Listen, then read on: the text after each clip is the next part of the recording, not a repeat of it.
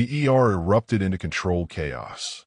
Nurses materialized like angels in scrubs, wheeling a gurney that swallowed his daughter's tiny frame. Richard's hands, which commanded boardrooms and sealed billion-dollar deals, trembled as they pushed Chloe's sweaty hair from her forehead. Richard stepped back, suddenly understanding he was witnessing something private. What did he see? Hi, viewers. Kindly tell us where you're watching from and what time it is. Warm welcome to the family. Enjoy the story. He was holding his daughter's hand when she stopped breathing, the same moment his ex-wife screamed his name from 3 floors below. The monitors flatlined at 11:47 p.m., and Richard Cole's world shattered in sterile silence. Have you ever felt your heart stop watching someone you love fight for air? Have you stood helpless while machines decided if your child lives or dies? Tonight, the most powerful man in Dallas was powerless against his daughter's failing lungs. But what he discovered in that hospital would make breathing the least of his worries. Houston Medical Center blazed against the midnight sky like a beacon of last hopes, its emergency bays swallowing luxury cars and broken dreams with equal hunger. Richard's Bentley screamed into the circular drive, tires smoking against concrete still warm from the Texas heat. 8-year-old Chloe lay unconscious in his arms, her small chest barely rising against his shirt. "Help us!" he roared at the sliding glass doors that seemed to move too slowly. "She can't breathe." The ER erupted into controlled chaos. Nurses materialized like angels in scrubs, wheeling a gurney that swallowed his daughter's tiny frame. Richard's hands, which commanded boardrooms and sealed billion-dollar deals, trembled as they pushed Chloe's sweaty hair from her forehead. "Severe asthma attack," he managed to tell the doctor. "She's had them before, but never this bad." Dr. Martinez nodded, "Already working." "When did it start?" 2 hours ago. I gave her the inhaler, but it wasn't helping. Then she just collapsed." His voice cracked on the last word. Richard Cole never cracked. Not in business. Not in life. But watching his daughter fight for each breath stripped away every wall he'd built. The emergency room smelled of antiseptic and fear. Families huddled in plastic chairs, holding on to hope and each other. Richard paced the small, curtained area, his $5,000 suit wrinkled and stained with his daughter's tears. Money meant nothing here. Power meant nothing. Only love mattered, and love wasn't enough to fill Chloe's lungs. "Mr. Cole," Dr. Martinez appeared with a clipboard and tired eyes. "We've stabilized her. The nebulizer treatments are working, but we want to keep her overnight for observation." Relief flooded through him like ice water. "Can I see her?" "Of course. Room 208. Richard took the stairs 2 at a time, his heart finally returning to normal rhythm. Chloe was awake, oxygen mask covering half her face, but her eyes smiled when she saw him. "Daddy," she whispered, voice hoarse from the breathing treatments. "Hey, baby girl." He settled into the chair beside her bed, taking her small hand in both of his. "You scare me tonight." "I'm sorry." "Don't you ever apologize for being sick.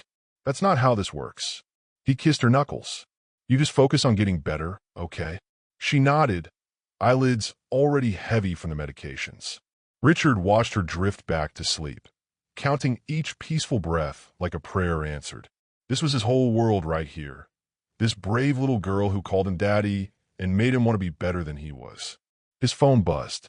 3 missed calls from his assistant, 2 from his lawyer, 7 from numbers he didn't recognize. The outside world kept spinning, but here in room 208, time stood still. He'd built an empire, but it all felt hollow compared to the weight of his daughter's hand in his. A memory surfaced unbidden. Vanessa, 5 years ago, begging him not to work late again. "She needs you here, Richard." "We both do." But he'd chosen another meeting, another deal, another dollar to add to accounts that already held more than 3 generations could spend. By the time he realized what mattered, Vanessa was gone, and Chloe was splitting her time between 2 houses that never felt complete. "Mr. Cole," a nurse peered around the door. "I'm sorry to bother you, but there's been some confusion. We have another patient asking about you. She's in labor and delivery, and she seems to know you." Richard frowned. "I think you have the wrong person. She specifically asked for Richard Cole from Dallas. Said you're the father of her children." The world tilted sideways. "What's her name?" Vanessa Cole. Well, Vanessa Martinez now. But she said you'd know her. The air left his lungs faster than it had left Chloe's. Vanessa. Here. Having someone else's baby. The woman who'd walked away from their marriage was 3 floors down, bringing new life into the world while he sat vigil over the life they'd created together. Sir, should I tell her you're here? Richard looked at his sleeping daughter, then at the nurse waiting for an answer that could change everything. What room? 314. But sir, visiting hours for labor and delivery. I don't care about visiting hours. He kissed Chloe's forehead and promised the nurse he'd be back in 10 minutes. The elevator ride to the 3rd floor felt like descending into another dimension, one where the past collided with the present in ways that defied logic. Room 314 pulsed with activity. Through the partially open door, Richard saw controlled chaos. Nurses moving with purpose, monitors beeping, and in the center of it all, Vanessa. 5 years had changed her. Her dark hair was longer, pulled back in a messy bun. Her face was flushed with exertion, but she was still the most beautiful woman he'd ever seen. Still the woman who'd owned his heart completely before pride and stubbornness destroyed everything good between them. Push, Mrs. Martinez, the doctor encouraged. I can see the head. Richard stepped back, suddenly understanding he was witnessing something private, something sacred. But as he turned to leave, Vanessa's eyes found his through the doorway. Richard, her voice was raw with pain and disbelief. Oh God, Richard, is that really you? What would you sacrifice to save her child? How far would desperation push you? Drop your thoughts below. As Chloe's breathing stabilized, Richard heard something impossible through the thin walls. Vanessa's voice, raw with pain, screaming words that made his blood freeze. Where's their father? They need their father. The woman he divorced 5 years ago was giving birth to twins, and they had his eyes. They're not yours, Vanessa gasped between contractions, but her eyes told a different story. Richard stood frozen in the doorway of room 314, watching the woman who'd once been his entire world bring new life into existence.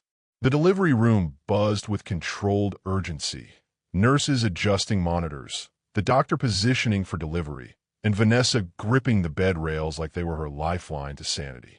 Sir, you really shouldn't be here, a nurse whispered, but Richard couldn't move, couldn't breathe, couldn't process what he was seeing.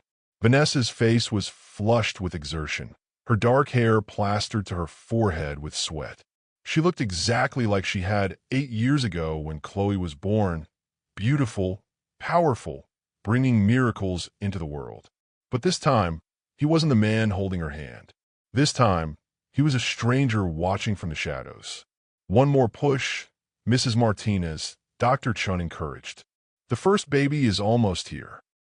Vanessa's scream filled the room, primal and raw. Richard's hands clenched into fists as he watched her suffer, every instinct screaming at him to help her, comfort her, be the man she needed. But he'd forfeited that right years ago. The first baby emerged in a rush of fluid and cries, tiny and perfect and loud enough to wake the dead. Dr. Chun held the infant up, and Richard's world stopped spinning. The baby had his cleft chin, his dark hair, his nose. It's a boy, Dr. Chun announced, but Richard barely heard through the roaring in his ears. The nurse cleaned the baby quickly before placing him on Vanessa's chest. Hello, Marcus, she whispered, tears streaming down her face. She kissed the baby's forehead, and Richard felt his heart shatter all over again. She'd named her son after his former best friend, the man who destroyed their marriage. The second baby is coming fast, Dr. Chin warned. Here we go again. Vanessa barely had time to catch her breath before the next contraction hit. This delivery was faster, more urgent. Richard pressed himself against the wall, trying to stay invisible while his entire world reorganized itself around this impossible moment. The second twin emerged minutes later, smaller than the first, but crying just as loudly. Another boy. Dr. Chun lifted him up, and if Richard had any doubts about the first baby, they vanished completely. This child was his mirror image. Same eyes, same stubborn jawline, same everything. Another beautiful boy, Dr. Chun announced. Congratulations, Mrs. Martinez. Vanessa took her second son with shaking hands, looking between both babies with an expression Richard couldn't read. Love, yes. Joy, absolutely. But also fear, guilt, and something else. Something that made her glance toward the door where Richard stood watching. What are you going to name this one? A nurse asked. Vanessa's eyes found Richard's again, and when she spoke, her voice was barely a whisper. David. His name is David. Richard's middle name. The name she used to whisper when they made love, when she wanted his complete attention, when she was telling him secrets in the dark. Mrs. Martinez. Dr. Chen's voice carried a note of concern. We're having some bleeding here. I need everyone to step back. The room shifted into crisis mode. Nurses moved with practiced efficiency while machines started beeping in patterns that sounded wrong. Richard watched Vanessa's face go pale, watched her grip on the babies tighten protectively. Is she okay? Richard stepped forward without thinking, and suddenly every eye in the room was on him. Sir, are you family? Dr. Chun asked curtly. Richard opened his mouth, but no words came. Was he family? Had he ever really been family? 5 years ago, he'd thought so. 5 years ago, he'd been everything to these people. Now he was a stranger in a suit watching from the doorway. He's... Vanessa's voice was weak but clear. He's my ex-husband, the father of my other child. The other child? Dr. Chen's eyebrows rose. How many children do you have, Mrs. Martinez? Just one. With him. She nodded toward Richard. These two, they're not his. But even as she said it, Richard could see the lie in her eyes. Could see it in the way the babies looked exactly like Chloe had as a newborn. Could see it in the way her hands shook when she held them. Ma'am, your blood pressure is dropping, a nurse announced. We need to get you to surgery. Surgery? Richard's voice cracked. What's wrong? Postpartum hemorrhage, Dr. Chun explained tersely. We need to stop the bleeding immediately. They wheeled Vanessa towards surgery, both babies crying in the suddenly empty delivery room. Richard stood there, shell-shocked, as nurses busied themselves cleaning up. The twins were in bassinets now, side by side, looking impossibly small and vulnerable. Are you planning to stay? A nurse asked him gently. The babies will need to go to the nursery, but someone should be here when Mrs. Martinez gets back. Richard stared at the two infants who might be his sons. Marcus, named after the man who betrayed them both, and David, carrying Richard's own name like a secret message. Have you ever faced a truth that could destroy everything you believed about your life? Share your moment of reckoning below. The first twin emerged with Richard's distinctive cleft chin, and as the second baby crowned, the doctor's face went white. Mr. Cole, she whispered, we need to talk. Now, the DNA results weren't scheduled for days, but one look at those newborns told Richard everything and nothing he needed to know. Richard sat in the hospital nursery at 3 a.m., watching two babies sleep through bulletproof glass. Marcus and David Martinez Cole. Though only the nurses knew about that hyphenated last name Vanessa had whispered during recovery. The twins lay side by side in their tiny beds, completely identical except for the small hospital bracelets that told them apart.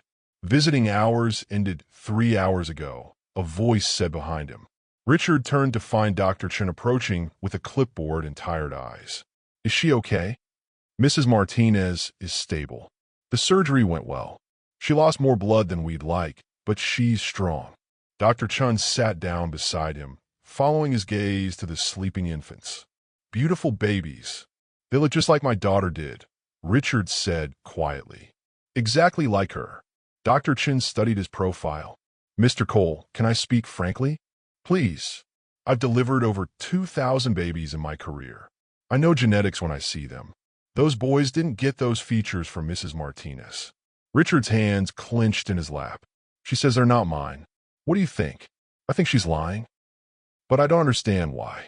Dr. Chin made a note on her clipboard. The babies were born at 36 weeks. That means conception was around early February. Does that timeline mean anything to you? February. Richard closed his eyes, remembering. Valentine's Day weekend. The business conference in Houston. The hotel room where he'd gone to forget Vanessa and ended up calling her instead. The night that it felt like goodbye and hello all at once. We'll need to run some tests, Dr. Chin continued. One of the twins, David, has some breathing difficulties. Nothing serious, but we want to keep him monitored. And there are some genetic markers we should check, given the family history. What kind of genetic markers? Heart conditions run in families, Mr. Cole. If these babies are yours, and if your daughter has had any cardiac issues, Chloe's never had heart problems, just asthma. Still, it's worth checking. Better safe than sorry. Richard stood, pacing the small room. Through the glass, he could see David's chest rising and falling in a rhythm that looked too fast. Marcus slept peacefully beside him, unaware that his brother was struggling. Can I hold him? Dr. Chun hesitated. You're not listed as next of kin. Then list me. The words came out harder than he intended. If there's even a chance those are my sons, I want to be listed as their father. Mr. Cole, we'll need Mrs. Martinez's permission for that. Then ask her. Dr. Chin led him through the maze of hospital corridors to Vanessa's recovery room. She was awake, staring at the ceiling with hollow eyes. When she saw Richard, something flickered across her face. Relief, maybe, or fear. How are you feeling? He asked, settling into the chair beside her bed. Like I got hit by a truck. Her voice was hoarse from the anesthesia. How are the babies? Beautiful. Perfect. Yours. He paused, studying her face. Ours. Vanessa closed her eyes. Richard, don't do this. Don't do what? Don't ask if my ex-wife just gave birth to my children. Don't wonder why you're here, in Houston, having babies that look exactly like our daughter. They're not yours. Stop lying to me. His voice was gentle but firm. I've seen them, Vanessa. I held David while they ran tests. He has my hands. Marcus has my eyes. They're mine, aren't they? Tears slipped down her cheeks. It doesn't matter. It matters to me. It matters to Chloe. It matters to those two little boys who deserve to know their father. Their father. She laughed bitterly. Do you want to know about their father, Richard? Do you want to know about the man who's been there for every doctor's appointment, every sleepless night, every moment of fear? Who? No one. There's been no one. It's been me alone for months. She turned to look at him, and the pain in her eyes nearly broke him. You want to know why I'm here? Why I moved to Houston? Because I couldn't stay in Dallas. Couldn't drive past our old house. Couldn't see your name in the business section. Couldn't pretend that everything was fine when I was carrying your children, and you didn't even know they existed. The admission hung between them like a bridge neither was ready to cross. Why didn't you tell me? Because you made it clear you were done with me. Done with us. You moved on, Richard. You have your girlfriend, your perfect life. Miranda's not. He stopped, realizing how that sounded. She's not you. She doesn't have to be me. She just has to not be your ex-wife. Richard reached for her hand, and surprisingly, she didn't pull away. Her fingers were cold, small in his palm. Vanessa, if those babies are mine. They are. The words came out in a whisper. God help me, they are. The NICU glowed with artificial warmth. Tiny warriors connected to machines that breathed for them, while their possible father pressed his palm against bulletproof glass. Relief and terror crashed through him in equal waves. Sons. He had sons. 2 more children who would call him daddy, who would need him, who would look to him to show them how to be good men. What happens now, he asked. Now you decide. Vanessa's voice was getting stronger. You can walk away, pretend this never happened. Go back to your life, your company, your girlfriend. Or you can stay. You could be their father. Really be their father, not just the man who shows up for birthdays and holidays. What about you? She smiled sadly. I'll be their mother either way. But Richard, I won't do this halfway. I won't let you drift in and out of their lives like you did with us before. If you stay completely. If you go completely. Richard stood, pacing to the window where Houston's skyline glittered in the pre-dawn darkness. Somewhere in this city, his daughter was sleeping peacefully, probably wondering why Daddy hadn't been there when she woke up. Somewhere else, 2 newborn boys were breathing their first breaths, needing someone to teach them about the world. Can you feel love for a child who might not be yours? Is biology stronger than time and betrayal? Tell me your thoughts. When Vanessa whispered, there's something about that night you left. Something you need to know before you decide if you want them. Richard realized this was never just about the twins. This was about the lie that destroyed their marriage. She waited for him to come home that night, pregnant with his children and a secret that would have changed everything. Their Dallas penthouse had felt like a museum that night, beautiful, cold, and full of things too expensive to touch, including each other. Richard remembered every detail of that February night 5 years ago. The merger documents spread across his home office desk. Vanessa in the doorway, wearing the silk robe he'd bought her for Christmas, asking him to come to bed. The way her voice had broken when he'd said, "Just give me another hour." But what he remembered most was the way she'd looked at him, like she was memorizing his face, like she already knew it was goodbye. "I waited until 2 in the morning," Vanessa said now, her voice carrying across the years of silence between them. "I had something to tell you. Something important. About the pregnancy? No, about Marcus." The name hit him like a physical blow. Marcus Wellington, his business partner, his best friend since college, the man who'd stood as best man at their wedding, the man who destroyed their marriage with lies and manipulation. What about him? Vanessa shifted uncomfortably in her hospital bed, wincing as the movement pulled at her stitches. "He came to see me that day, while you were at work. He said you'd been having an affair." Richard's blood went cold. "That's not true. I know that now. But then, God, Richard, I believed him. He had photos of you with some woman at business dinners, conference hotels. He made it look so real." "What photos?" But even as he asked, Richard understood. Miranda, his business associate who'd become something more in recent years, but back then had been nothing but professional dinners and industry events. "He said you were planning to leave me, that you'd asked him to help you figure out how to break it to me gently." Vanessa's hands twisted in the hospital blanket. "He said the only reason you hadn't left yet was because you felt sorry for me." "Vanessa." Richard moved closer to her bed, his heart breaking for the woman who'd carried this pain alone for 5 years. "So, when you came home that night, when I saw you with all those papers, working on another deal instead of being with me, I thought it was proof. I thought you were planning your escape." The memory shifted now, taking on new meaning. Her standing in the doorway in that silk robe, not seductive but desperate. Her asking him to come to bed, not because she wanted him physically, but because she needed reassurance he couldn't leave his work long enough to give. "I was going to tell you that I knew, that I wouldn't fight the divorce if that's what you really wanted. But first," she closed her eyes. "First, I wanted one more night with you. One last time before everything ended." Richard's throat tightened. "What happened?" "You told me to give you another hour, and I realized Marcus was right. Work would always come first with you. Business would always matter more than I did." "That's not true, wasn't it?" She opened her eyes, meeting his gaze directly. "When's the last time you chose family over work, Richard? Really chose us?" The question hung in the air like an accusation he couldn't deny. Even tonight, even with Chloe in the hospital, his phone had been buzzing with calls from the office. Even now, part of his brain was calculating how much this crisis would cost him in lost productivity. "So what did you do?" "I pecked to bake. Left while you were still working.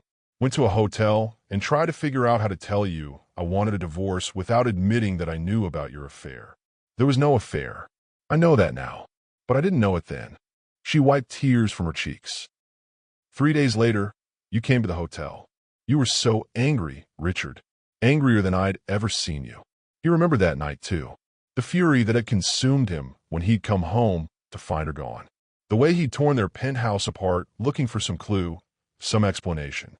The rage that had driven him to the hotel where he demanded answers she couldn't give. "You accused me of leaving without explanation," Vanessa continued. "Said I was running away instead of talking to you. And you were right, I was running. But I was running for what I thought was the truth. Why didn't you just ask me?" "Because I was terrified you'd confirm it. And because—" She took a shaky breath. "Because Marcus said if I confronted you directly, you'd just lie about it. He said men like you always lied about affairs until there was proof." Richard felt sick. His best friend had played them both, feeding Vanessa lies while making Richard believe she'd simply grown tired of their marriage. The manipulation was sophisticated, designed to drive wedges between them at every turn. What happened at the hotel? We fought. You demanded to know why I'd left, and I couldn't tell you because I didn't want to hear you confirm Marcus's story. So I made up something about needing space, about feeling suffocated by the marriage. And I believed it. You wanted to believe it. It was easier than fighting for us. Her voice carried no accusation, only sadness. So we agreed to separate. You moved out of the penthouse, and I found out about the pregnancy 2 weeks later. The timeline clicked into place. February, their last fight. March, the pregnancy test. 9 months later, Chloe should have been born, but Vanessa had been alone. Wait, Richard said slowly. If you got pregnant in February, and we separated in February. The twins weren't conceived in February, Richard. Vanessa's voice was barely audible. They were conceived that last night we were together. January 30th. The night before Marcus came to see me with his lies. The world tilted on its axis.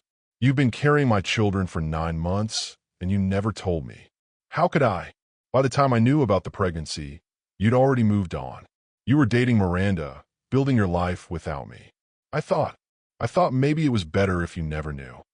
Richard sank into the chair beside her bed, overwhelmed by the magnitude of what they'd lost. Not just a marriage, but months of pregnancy, the joy of anticipating children together, the chance to be partners in bringing life into the world. She pulled him deeper, nails marking his back, as if she could brand him with her need. "Don't leave me," she whispered against his throat, but he was already gone in every way that mattered. "That last night," he said quietly, "you knew you were going to leave. I thought you were going to leave first. So I love you like it was goodbye." Tears rolled down her cheeks. And it was goodbye, wasn't it? We never really came back from that night. Have you ever fought for a love that was slipping away? When pride costs more than surrender, which do you choose? The pregnancy test sat hidden in her jewelry box for 3 weeks after he left, 2 pink lines that could have brought him home, if she'd been brave enough to make the call. 5 years of silence shattered the moment his hand covered hers on their son's incubator, and neither pulled away. The NICU hummed with quiet efficiency at dawn, machines monitoring tiny heartbeats while parents kept vigil over their most precious miracles. Richard stood beside Vanessa's wheelchair, both of them staring through the clear plastic barrier that separated them from David, who was having trouble regulating his breathing. "The doctor says it's normal for premature twins," Vanessa said softly. "His lungs just need a little more time to develop." Richard's hand rested on the incubator, and when Vanessa reached up to touch the same spot, their fingers overlapped. Neither moved away. The contact was electric. 5 years of separation dissolved by the simple touch of skin against skin. "He's so small," Richard whispered. "They both are, but they're fighters." Vanessa's voice carried a note of fierce pride. "Just like their sister." "How is Chloe?" Vanessa asked. "I heard she had an attack." "She's better. Stable. The doctors want to keep her another day for observation." He paused. "She doesn't know about the twins yet. What will you tell her?" Richard studied Vanessa's profile, the curve of her cheek, the way her dark hair fell across her shoulder. She was more beautiful now than she'd been at 25, maturity adding depth to features that had once seemed perfect but untouchable. The truth, that her baby brothers are here, and we're all going to figure out how to be a family. "Are we?" Vanessa turned to look at him, and the hope in her eyes made his chest tight. "Going to be a family? I don't know how yet, but I know I can't walk away from them. From you." His thumb traced across her knuckles. "I won't make the same mistake twice." The family room felt smaller with him in it, his presence expanding to fill corners she'd forgotten he could reach, making her remember how he used to fill all her empty spaces. They'd been there for 2 hours, taking turns holding Marcus while David remained in the incubator. Vanessa watched Richard cradle their son with the same tenderness he'd shown Chloe as a baby, confident but gentle, like he'd been born to be a father. "You're good at this," she observed. "I had practice with Chloe." He shifted Marcus to his shoulder, patting the baby's back with practiced ease. "But I miss so much of her early years, working all the time. I don't want to miss theirs. That means staying in Houston, or bringing you home to Dallas." Home. The word hung between them, loaded with possibility and pain. Dallas had been home once, Their penthouse with floor-to-ceiling windows overlooking the city, the walk-in closets filled with designer clothes, the kitchen where they'd made coffee together every morning before the world intruded. I can't go back there, Richard. Too many memories. Then we make new ones. Marcus stirred in his arms, making the soft mewing sounds newborns make when they're not quite awake, but not quite asleep either. Richard looked down at his son with an expression of such pure love that Vanessa felt her chest tighten. "He looks like you when you sleep," she said. Same serious expression, like you're solving problems in your dreams. "Maybe he is. Maybe he's figuring out how to get his parents back together." The words were light, teasing, but they carried an undertone of longing that made Vanessa's pulse quicken. This man had been her everything once. Her lover, her best friend, her partner in every dream she dared to dream. "Richard, I know it's complicated. I know we hurt each other. But Vanessa, sitting here with you, holding our son, it feels right. It feels like coming home." She wanted to believe him. God, how she wanted to believe that they could fix what had been broken, that love could triumph over pride and misunderstanding and 5 years of separate lives. "What about Miranda?" His jaw tightened slightly. "What about her? You've been together for 3 years. You live together. You can't just, I can do whatever I want. She's not you. She doesn't have to be me, Richard. She just has to be the woman you chose after me. I never chose her." He looked up from Marcus, meeting her eyes directly. "I settled for her. There's a difference." The admission sent heat spiraling through her belly, the same heat that had always existed between them, undimmed by time or hurt or the presence of another woman in his life. "That's not fair to her." "No, it's not. And it's not fair to me either. I've been living half a life for 3 years, going through the motions with a woman who isn't the one I want." "And who do you want?" "You know who I want." His voice dropped to the intimate tone she remembered from their married days, when he would whisper secrets against her skin in the dark. "I've wanted you every day since you left. I've dreamed about you, thought about you, compared every woman to you." Vanessa's breath caught. The air in the family room felt thick, charged with the electricity that had always sparked between them. Even exhausted, even in a hospital, even with their complicated history laid bare, she wanted him. Her body remembered his touch, ached for the way he used to hold her like she was the most precious thing in his world. "You still smell like home," he murmured against her hair, and she hated how much she wanted to believe him. They'd fallen asleep in the uncomfortable hospital chair together, her head on his shoulder, his arms around both her and Marcus. Vanessa woke to find herself pressed against Richard's chest, their son sleeping peacefully between them. For a moment, just a moment, she let herself pretend this was their normal life, waking up together with their children, facing the day as partners instead of strangers. "Mommy," a small voice made them both startle. Chloe stood in the doorway, wearing a hospital gown and fuzzy slippers, her blonde hair tangled from sleep. She looked so much like Richard at 8 years old. Serious eyes, stubborn chin, the kind of intelligence that missed nothing. "Hey, baby." Vanessa sat up carefully, not wanting to disturb Marcus. "What are you doing here?" "The nurse said I could come see the babies." "Are these my brothers?" Richard's arm tightened around Vanessa's shoulders. "Yes, sweetheart. This is Marcus, and David is in the special bed over there." Chloe approached slowly, studying Marcus with the intensity she applied to everything important. "He's really small. You were that small once," Vanessa said gently. "All babies start out tiny. Can I hold him?" Richard looked at Vanessa, who nodded. They arranged Chloe in the chair with pillows supporting her arms, then carefully placed Marcus in his big sister's embrace. Marcus," Chloe whispered. "I'm your sister, Chloe. I'm going to teach you all kinds of stuff when you get bigger." Watching his 3 children together, Richard felt something shift inside his chest. This wasn't just about him and Vanessa anymore. This wasn't just about second chances or unfinished business. This was about the family they could be if they were brave enough to try. When Chloe asked why Mommy was crying over the babies, and Vanessa automatically said, "These are your brothers," the words hung in the air like a confession no one was ready to hear. She painted the picture of a family she thought they'd never have, until he walked back into the frame. The discharge papers spread across the hospital bed like a legal battlefield, black ink determining the fate of hearts too fragile for such formalities. "Does this mean we're all going to live together now?" Chloe asked with the directness only children could manage.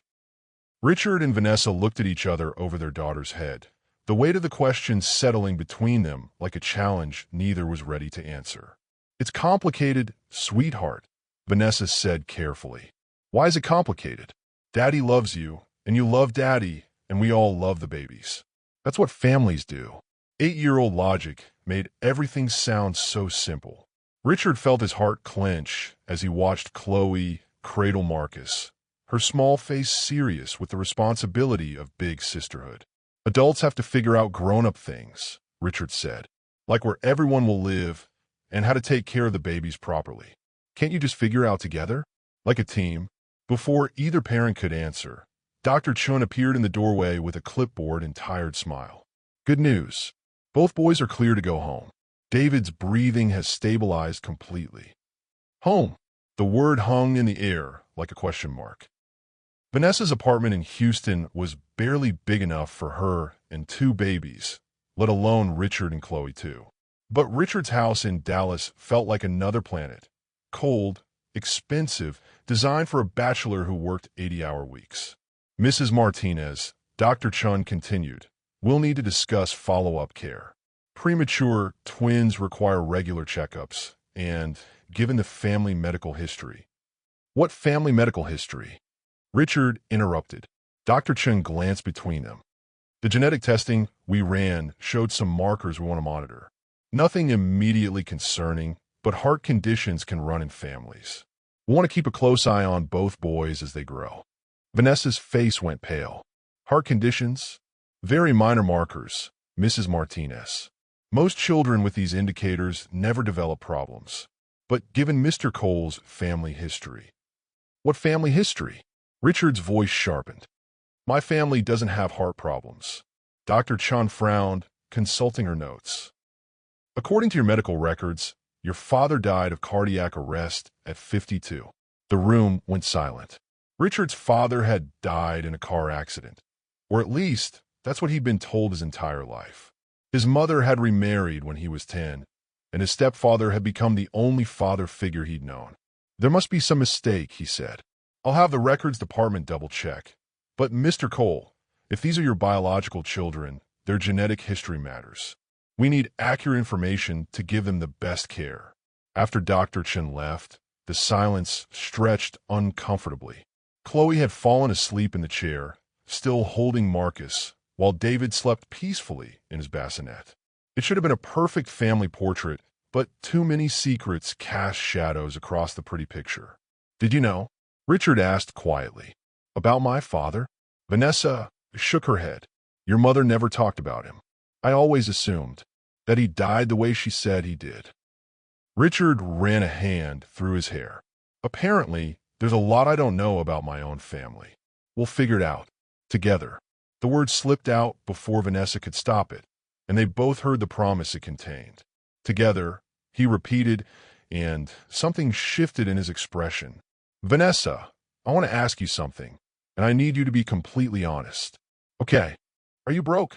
Heat flooded her cheeks. "That's direct. I'm not judging. I just need to know. The apartment you're living in, the fact that you're working as a nurse instead of using your business degree. Are you struggling financially?" She wanted to lie, wanted to preserve what little pride she had left. But looking at her children, all 3 of them, she realized pride was a luxury she couldn't afford. "Yes," she whispered. "I've been struggling since the divorce.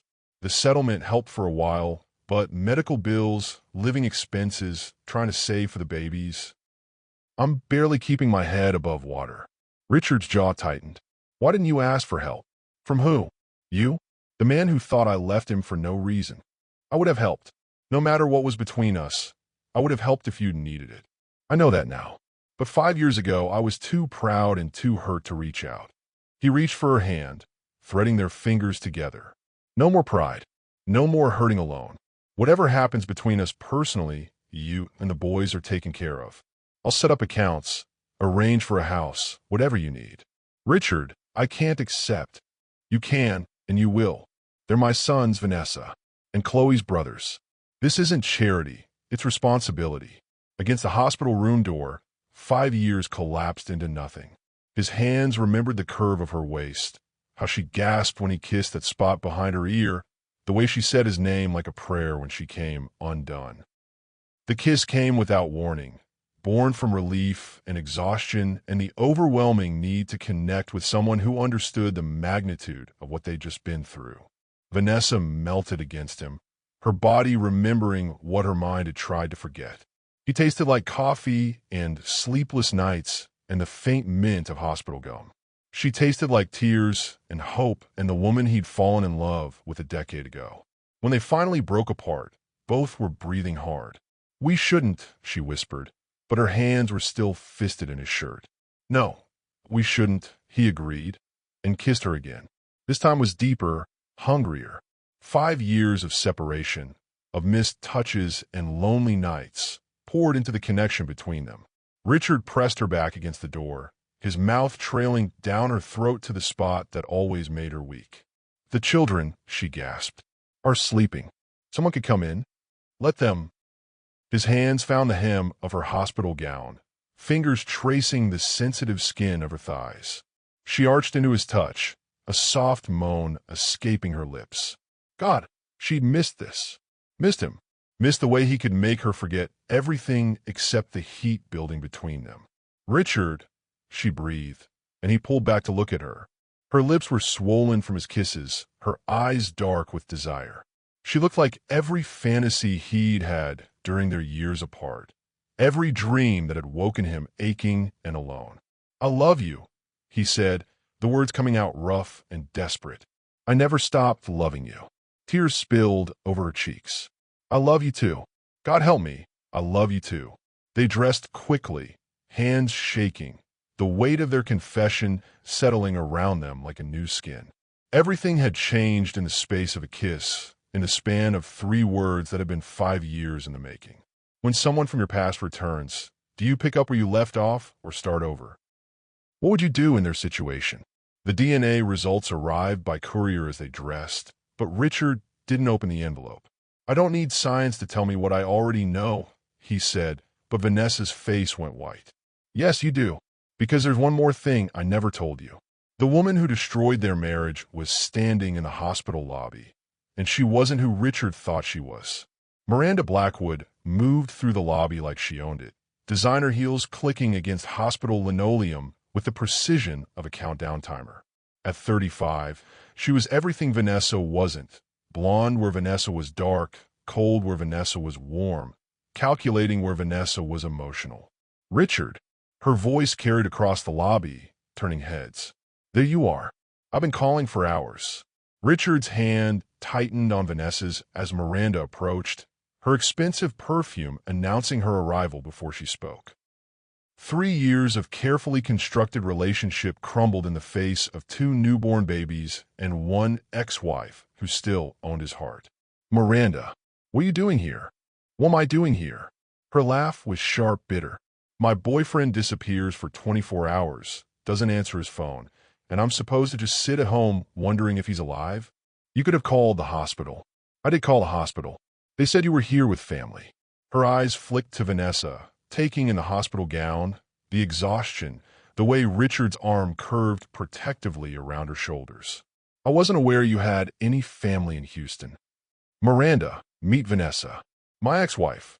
The introduction hung in the air like a bomb waiting to explode. Miranda's perfectly controlled expression cracked, just slightly, enough to show the fury building underneath. "Ex-wife. How convenient."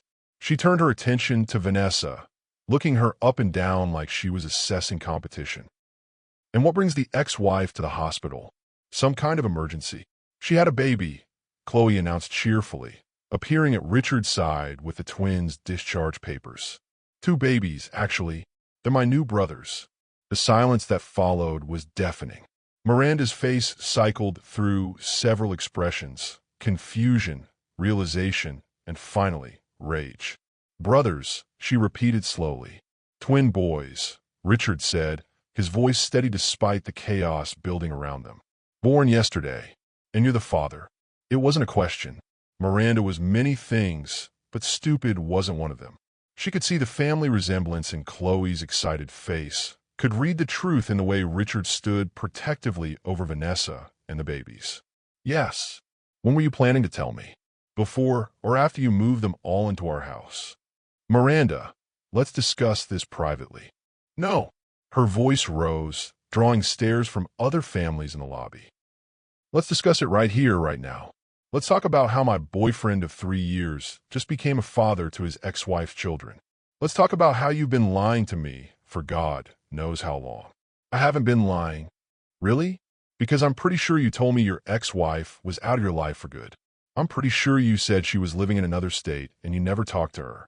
That was true until yesterday. Was it? Or have you been sneaking around behind my back, playing happy family, while I played the fool? Vanessa shifted uncomfortably, trying to disappear into Richard's side. This was exactly what she'd feared, being the other woman in someone else's relationship, the catalyst for pain and betrayal. Miranda, she said quietly, this isn't what you think.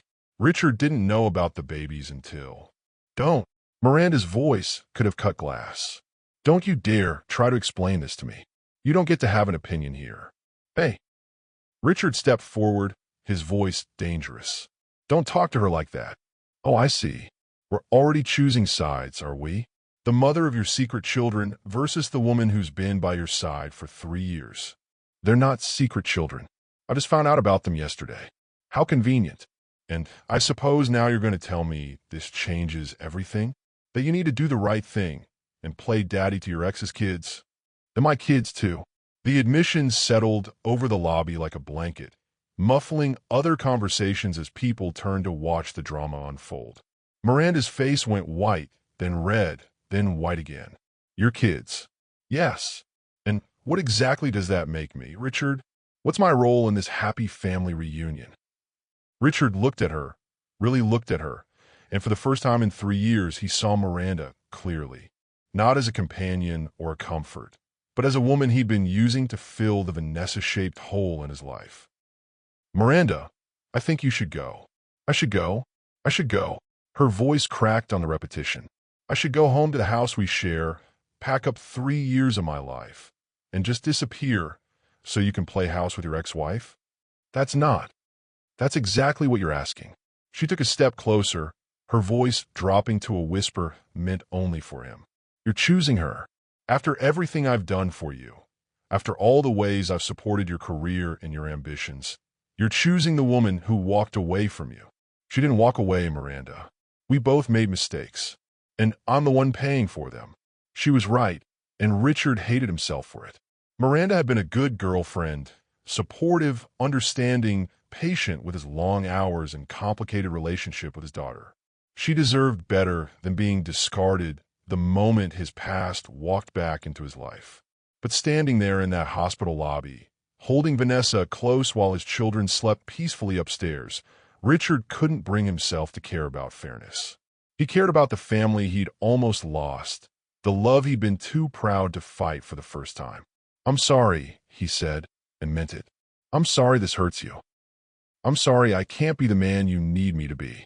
But you can be the man she needs you to be, after she left you, after she kept your children from you. Yes. The single word felt like a judgment. Miranda stared at him for a long moment, her eyes bright with unshed tears. You're making a mistake, Richard. She broke your heart once. She'll do again. Maybe, but that's my choice to make. Miranda's composure finally cracked. Tears spilled down her cheeks as she fumbled in her purse for her keys. When this falls apart, and it will fall apart, don't come looking for me to pick up the pieces. She turned on her heel and stalked toward the exit, but stopped halfway there. By the way, she called over her shoulder, loud enough for everyone to hear. Her secret lover? The one she was cheating with during your marriage? He called me last week, looking for her. Seems like old habits die hard. The words hit like a physical blow. Richard felt Vanessa stiffen beside him, felt the blood drain from his own face. Around them, the lobby went silent everyone waiting to see how this new revelation would play out. When betrayal leads to betrayal, who's really at fault? Can you forgive someone who hurt you because they were already hurting? Tell me below. The twins aren't just yours, Richard, Vanessa whispered as Miranda stormed away. One of them might be Marcus's.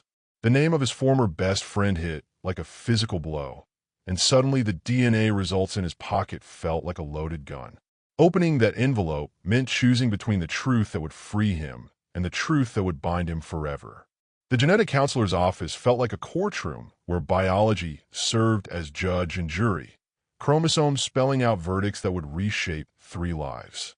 Dr. Patricia Wells spread the DNA results across her desk like tarot cards that could predict the future. Richard sat beside Vanessa, both of them staring at charts and numbers that would determine whether their family was built on truth or wishful thinking.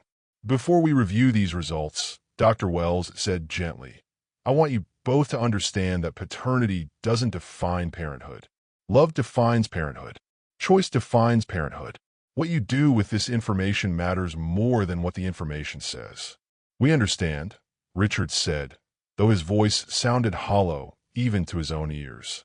We ran comprehensive paternity tests on both twins, Dr. Wells continued.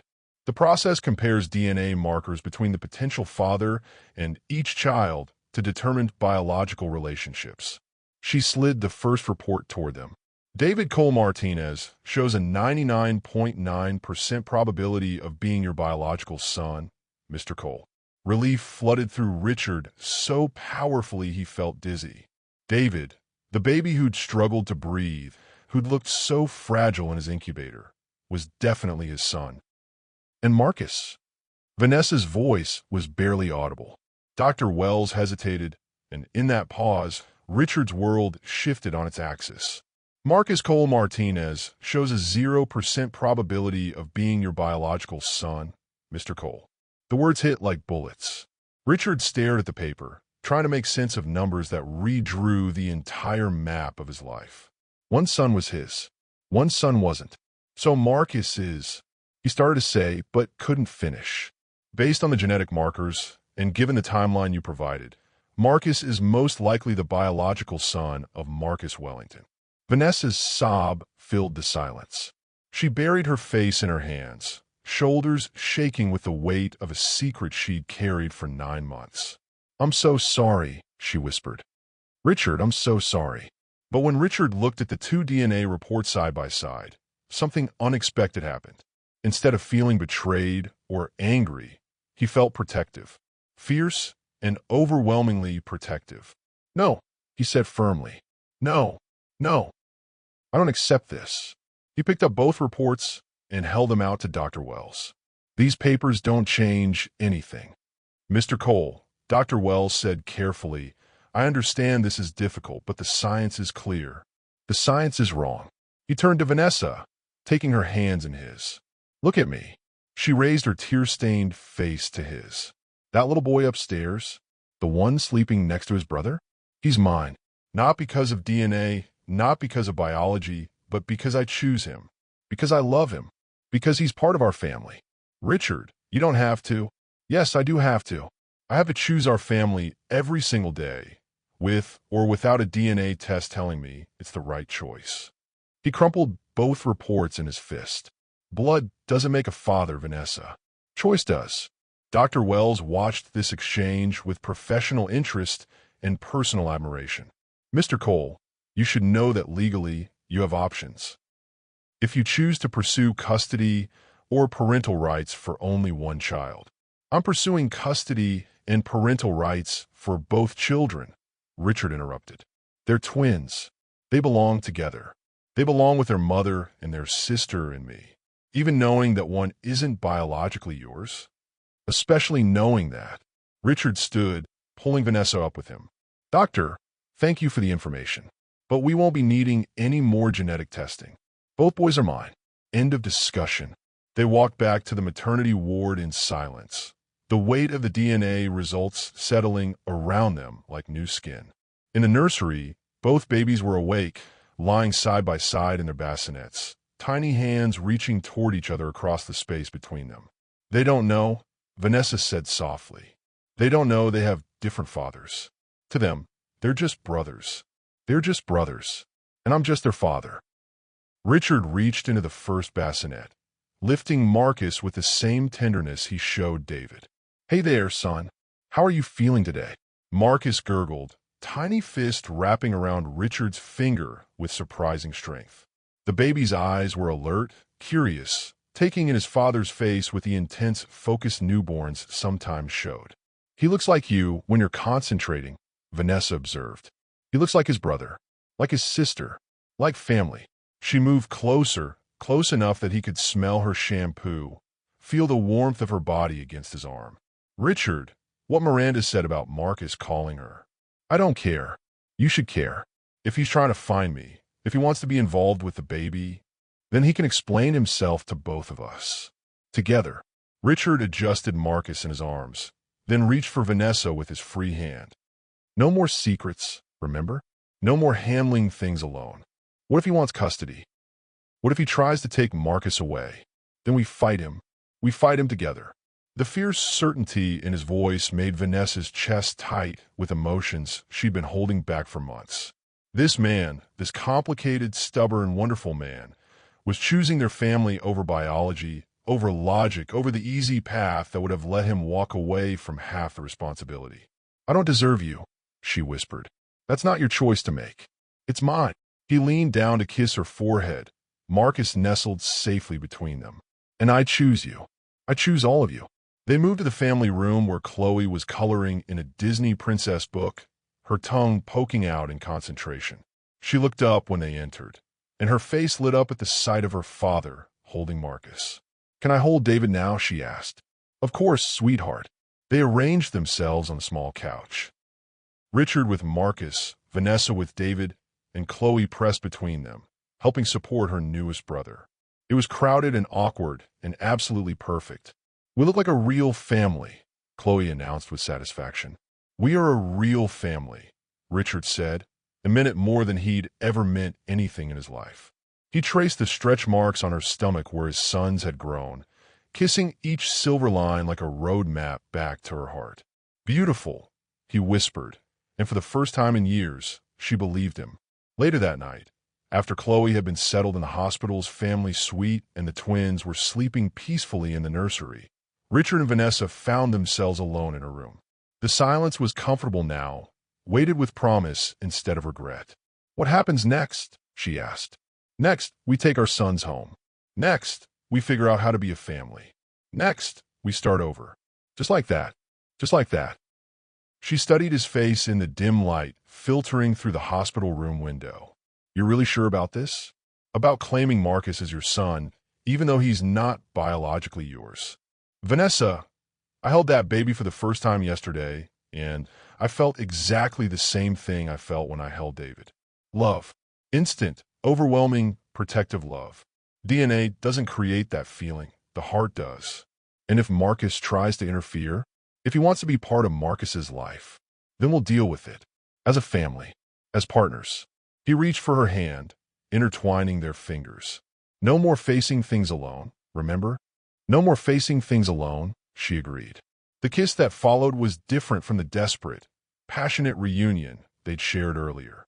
This was gentle, exploratory, like they were learning each other all over again. His lips moved against hers with tenderness that brought tears to her eyes.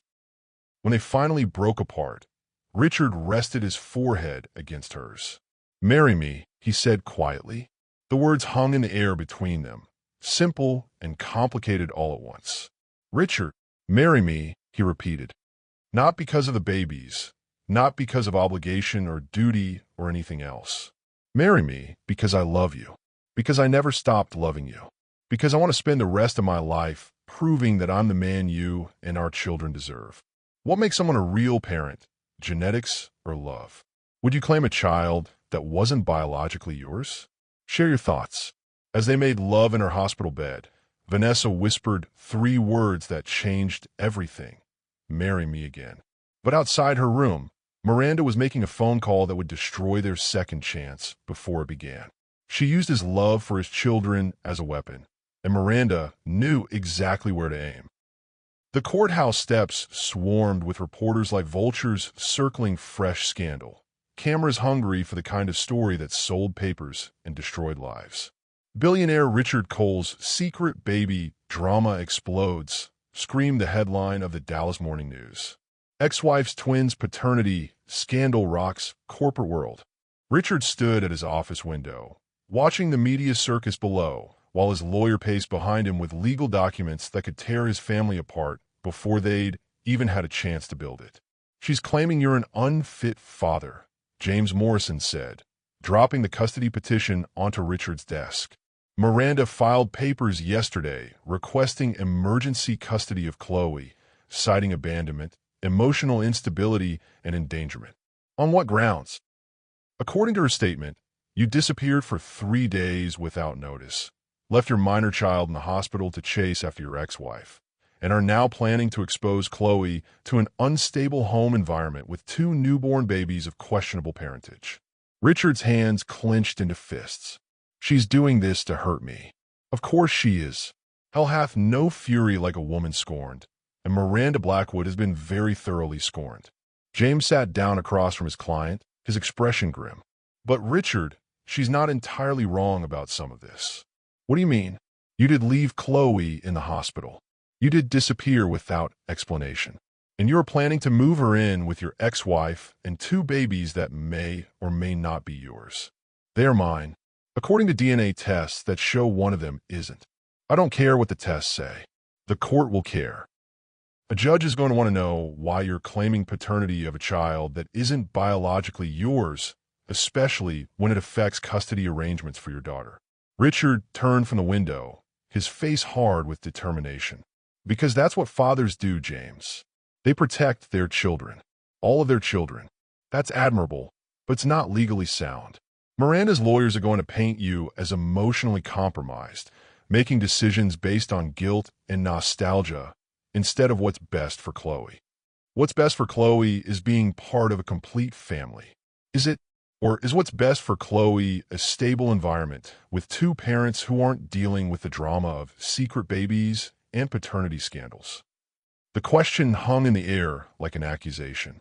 Richard had built his empire on making smart decisions, on calculating risk versus reward, on choosing logic over emotion. But there was nothing logical about love. Nothing calculated about the way his heart had recognized his sons the moment he saw them. "Set up a press conference," he said finally. "Richard, I don't think that's wise. Set it up. This afternoon. I'm done hiding. I'm done letting other people control the narrative about my family." 3 hours later, Richard stood behind a podium bristling with microphones, facing a room full of reporters eager for blood. Vanessa sat in the front row, holding both twins, with Chloe beside her. The picture they made was striking, a family united against the world. "I've called this press conference," Richard began, "to address the speculation surrounding my personal life and to make my position absolutely clear." Cameras flashed like lightning, recording every word for the evening news. "Yesterday, my ex-wife Vanessa gave birth to twin boys. These children are my sons, and I am their father in every way that matters. Not because of biology, not because of legal obligation, but because I choose to be." A reporter raised her hand. "Mr. Cole, can you confirm reports that DNA testing shows mixed paternity?" "I can confirm that I don't care what DNA testing shows. Marcus and David are my sons. Chloe is their sister. Vanessa is the mother of my children. We are a family. But surely the paternity question affects custody arrangements with your daughter?" Richard's jaw tightened. "My daughter belongs with her brothers and her mother and me. Anyone who tries to use her as a weapon in some petty revenge scheme will discover exactly how far I'm willing to go to protect my family." The room erupted in questions, reporters shouting over each other to get his attention. But Richard only had eyes for the woman in the front row, the one holding his sons while his daughter leaned against her shoulder. "Are you planning to remarry Ms. Martinez?" someone called out. "That's between me and the woman I love. What about Miranda Blackwood? How do you respond to her custody petition?" "Ms. Blackwood is entitled to her feelings. She's not entitled to my daughter." "Mr. Cole, some are saying you're making decisions based on emotion rather than logic." How do you respond to that criticism? Richard stepped closer to the microphones, his voice carrying the authority that had built his business empire. The greatest decisions of my life have been emotional decisions. The decision to propose to my wife 10 years ago. The decision to start my own company. The decision to fight for my family now. Logic tells you how to make money. Love tells you how to make a life. The soundbite would lead every newscast in Texas that night. After the press conference, they retreated to Richard's office where the phones were ringing nonstop and his assistant was fielding calls from reporters, business partners, and lawyers. Through it all, Vanessa sat quietly in the corner, nursing David while Marcus slept in his carrier. "You didn't have to do that," she said when they finally had a moment alone. "Yes, I did. Richard, this is going to hurt your business. Your reputation. People are going to question your judgment. Let them, but the company will survive. Companies always survive. Families don't always get second chances." He knelt beside her chair, stroking David's downy hair while the baby nursed. "I spent 5 years putting business first, and it cost me everything that mattered. I won't make that mistake again." The moment was interrupted by James bursting through the door, his face pale with urgency. "We have a problem," he announced. "A big problem." "What now?" "Marcus Wellington is flying in from New York tonight, and he's bringing his own team of lawyers. The stress of the day, the weight of fighting for their family, the overwhelming need to claim each other despite the chaos. It all culminated in desperate passion against his office door." Richard pressed Vanessa back against the mahogany surface, his mouth finding hers with hungry precision. "Not here," she gasped, but her hands were already pulling him closer. "Yes, here. I need you. I need to know this is real." Her hospital discharge gown whispered to the floor, and Richard worshipped every inch of skin revealed. The stretch marks from pregnancy, the softness left by childbirth, the body that had brought his children into the world. She was more beautiful now than ever. "What if someone comes in?" she whispered against his throat. "Then they'll know you're mine." The possessive words sent heat spiraling through her belly. This man, her ex-husband, the father of her children, the love of her life, was claiming her in every way possible. Against the scandal, against the custody battle, against a world that wanted to tear them apart. When someone tries to use your children against you, how far would you go to protect them? What would you sacrifice for family? The judge's decision would come tomorrow, but tonight, as Richard held his 3 children close, Vanessa made a confession that stopped his heart. "I've been having chest pains. The doctors think there might be something wrong with my heart." She had given him her heart twice. Now her actual heart was failing, and time was running out to save both. The cardiac unit hummed with the sound of hearts being monitored, repaired, and sometimes surrendered, each beep a reminder of how fragile forever really was. "When did the chest pains start?" Dr. Rodriguez asked, studying the EKG results that had turned Richard's world upside down yet again.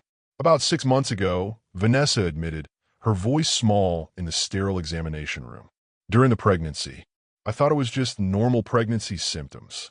"And you didn't mention this to your obstetrician?" "I mentioned it. She said some shortness of breath and chest pressure was normal with twins." Vanessa's hands twisted in her lap. "It got worse after delivery, but I thought it was just exhaustion." Richard sat beside her hospital bed, holding her hand while machines monitored the heart that had owned his for 10 years. The irony wasn't lost on him. He'd just gotten his family back, and now he might lose the woman who made it complete. "The tests show signs of peripartum cardiomyopathy," Dr. Rodriguez explained. "It's a rare form of heart failure that can occur during pregnancy or shortly after delivery. Your heart muscle has weakened significantly. Is it treatable?" Richard's voice was hoarse with fear. "With proper care, many women recover completely. But Mrs. Martinez, your case is more severe than most. We're looking at surgery within the next 48 hours. Surgery. The word hung in the air like a death sentence. Richard had faced corporate raiders, hostile takeovers, and billion-dollar deals that could make or break him. None of it had prepared him for this, for the possibility of losing Vanessa just when they'd found each other again. "What kind of surgery?" Vanessa asked. We need to repair the damaged muscle and possibly insert a device to help regulate your heartbeat. It's a serious procedure, but your chances are good if we act quickly." After Dr. Rodriguez left them alone, the silence felt heavy with unspoken fears. Through the window, Houston's skyline glittered in the evening light, indifferent to the drama playing out in room.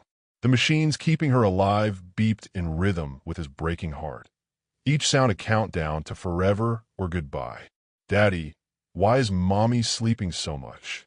Chloe whispered, pressing her small face against the glass window of the cardiac ICU. Richard knelt beside his daughter, wrapping his arms around her while nurses moved quietly around Vanessa's bed. 3 days had passed since the surgery, and his wife, yes, wife, because they'd married in the hospital chapel with a justice of the peace and 2 witnesses, still hadn't awakened. The doctors gave her medicine to help her heart heal. He explained gently, "Sometimes people need extra sleep when they're getting better. Like when I had my breathing problems." Exactly like that. But unlike Chloe's asthma attack, there were no guarantees here. The surgery had gone well, but Vanessa's body was fighting complications that kept the medical team on edge. Every hour she remained unconscious was another hour Richard wondered if their second chance would end before it truly began. Dr. Rodriguez appeared beside them, her expression carefully neutral. "Mr. Cole, could I speak with you privately?" Richard's stomach clenched. Private conversations with doctors never carried good news. They moved to a small consultation room where sunlight couldn't quite penetrate the weight of medical uncertainty. Dr. Rodriguez closed the door and took a breath that seemed to carry the weight of difficult decisions. "Your wife's heart is responding well to the repair," she began, "but we're seeing some concerning neurological activity. The extended time under anesthesia combined with the trauma of surgery. What are you trying to tell me?" "There's a possibility of brain damage. We won't know the extent until she wakes up, but Mr. Cole, you need to prepare yourself for the chance that Vanessa might not be the same person when she opens her eyes." The words hit like physical blows. Richard sank into a chair, his hands shaking as he processed what the doctor was telling him. Brain damage. His brilliant, beautiful wife who remembered every anniversary, every detail of their first date, every word of their wedding vows, might not remember any of it. How much damage? We don't know. It could be minor, some memory gaps, temporary confusion. It could be severe, personality changes, significant cognitive impairment. Or it could be somewhere in between. When will you know? When she wakes up. Richard returned to Vanessa's room, where the twins slept peacefully in portable bassinets, unaware that their mother might not recognize them when she opened her eyes. Chloe had fallen asleep in the reclining chair, her coloring book spread across her lap. He took Vanessa's hand in his, studying her face for any sign of awareness. She looked peaceful, younger somehow, as if sleep had erased the stress lines that had appeared during their years apart. "Come back to me," he whispered. "Come back to all of us." Hours passed in the strange time warp of hospital waiting. Nurses checked monitors, adjusted medications, and spoke in hushed tones about the patient who'd become the center of one man's entire world. Richard refused to leave her side, surviving on coffee and determination. At 3 in the morning, Marcus Wellington arrived. Richard's former best friend stood in the doorway like a ghost from their shared past, expensive suit rumpled from travel, eyes hollow with something that might have been regret. He looked older, grayer, carrying the weight of choices that had destroyed everything good between them. "Richard, Marcus." The name tasted bitter. "What are you doing here?" "I heard about Vanessa. About the babies." Marcus stepped into the room, his gaze moving from the twins to their unconscious mother. "Is she going to be okay?" "That depends. Are you here as a friend, or as someone trying to claim my son?" "Your son." Marcus's eyebrows rose. "The DNA test said." "The DNA test doesn't matter. They're both my sons." Marcus studied Richard's face, seeing the fierce protectiveness there, the absolute certainty that brooked no argument. Even knowing one of them isn't biologically yours. Especially knowing that. They stood in silence, 2 men who'd once been closer than brothers, now separated by betrayal and the wreckage of choices neither could take back. The machines monitoring Vanessa's vital signs provided the only sound in the room. "I didn't come here to fight you," Marcus said finally. "Then why did you come?" "To apologize. To try to explain what happened 5 years ago." "I'm not interested in explanations." "Maybe not, but I need to give them anyway." Marcus moved closer to Vanessa's bed, his face softening as he looked at her. "I was in love with her, Richard. Had been for years, even before you married her." Richard's hands clenched into fists. "So you decided to destroy our marriage?" "I convinced myself I was saving her from a man who didn't deserve her." "You worked all the time, missed dinners, forgot anniversaries. I thought I could love her better than you did. By lying to both of us. By showing her what she was missing. But when I finally told her how I felt..." Marcus's voice cracked. "She said she could never love me the way she loved you. That what you had was real in a way I couldn't understand. So you hurt her because she rejected you." "I hurt her because I was selfish and stupid and too proud to accept that some people are just meant for each other." Marcus turned to face Richard. "But that night, after your divorce was final, when she came to my apartment crying..." Richard's blood went cold. "What night?" "February 15th, Valentine's Day weekend. She was devastated, talking about how she made a mistake, how she should have fought harder for your marriage." Marcus swallowed hard. "I took advantage of her pain. I gave her wine, let her cry on my shoulder, and when she was vulnerable and broken, you slept with her.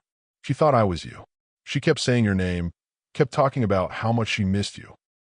And I let her believe what she needed to believe because I was selfish enough to take one night with a woman I couldn't have." The admission hung between them like a confession too late for absolution.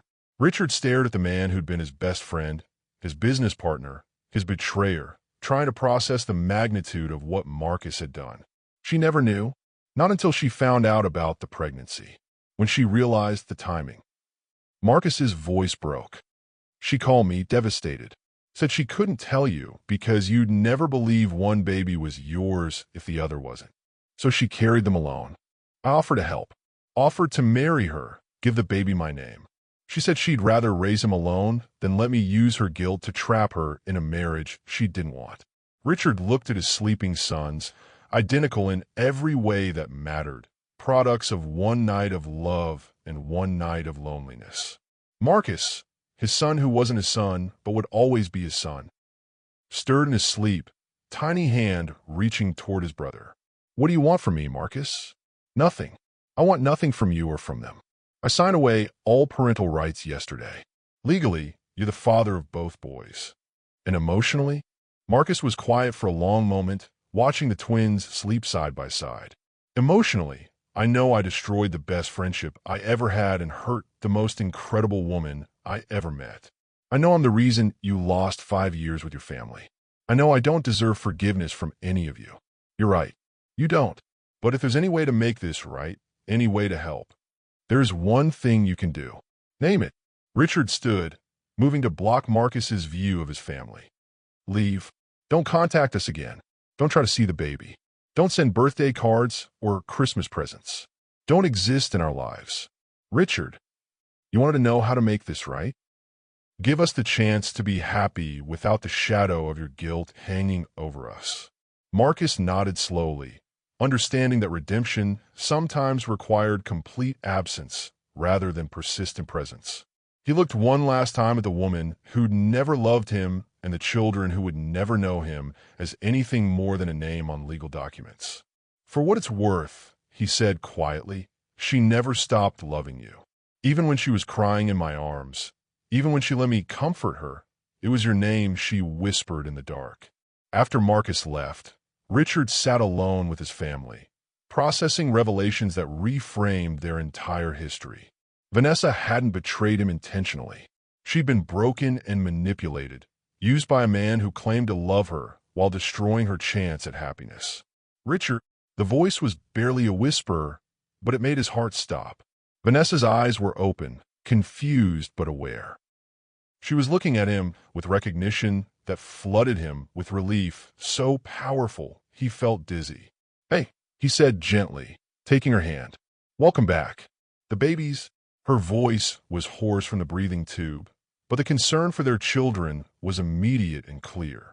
They're perfect, healthy, and beautiful, and sleeping right beside you. She turned her head slowly, taking in the sight of Marcus and David in their bassinets. Tears slipped down her cheeks as she tried to reach for them. "Easy," Richard cautioned. "You just had major surgery. I remember chest pains." Then nothing. She looked at him with eyes that held all the love he'd feared might be lost forever. "How long?" 3 days. 3 days I missed with them. With you. We have the rest of our lives to make up for it." She squeezed his hand with surprising strength. "Richard, there's something I need to tell you. About Marcus." "I know. He was here. He told me everything." Fear flickered across her face. "Everything. About that night.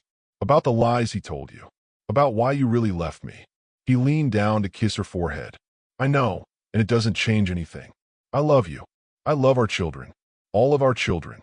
Even knowing that Marcus isn't. Marcus is mine. David is mine. Chloe is mine. You're mine. That's all that matters."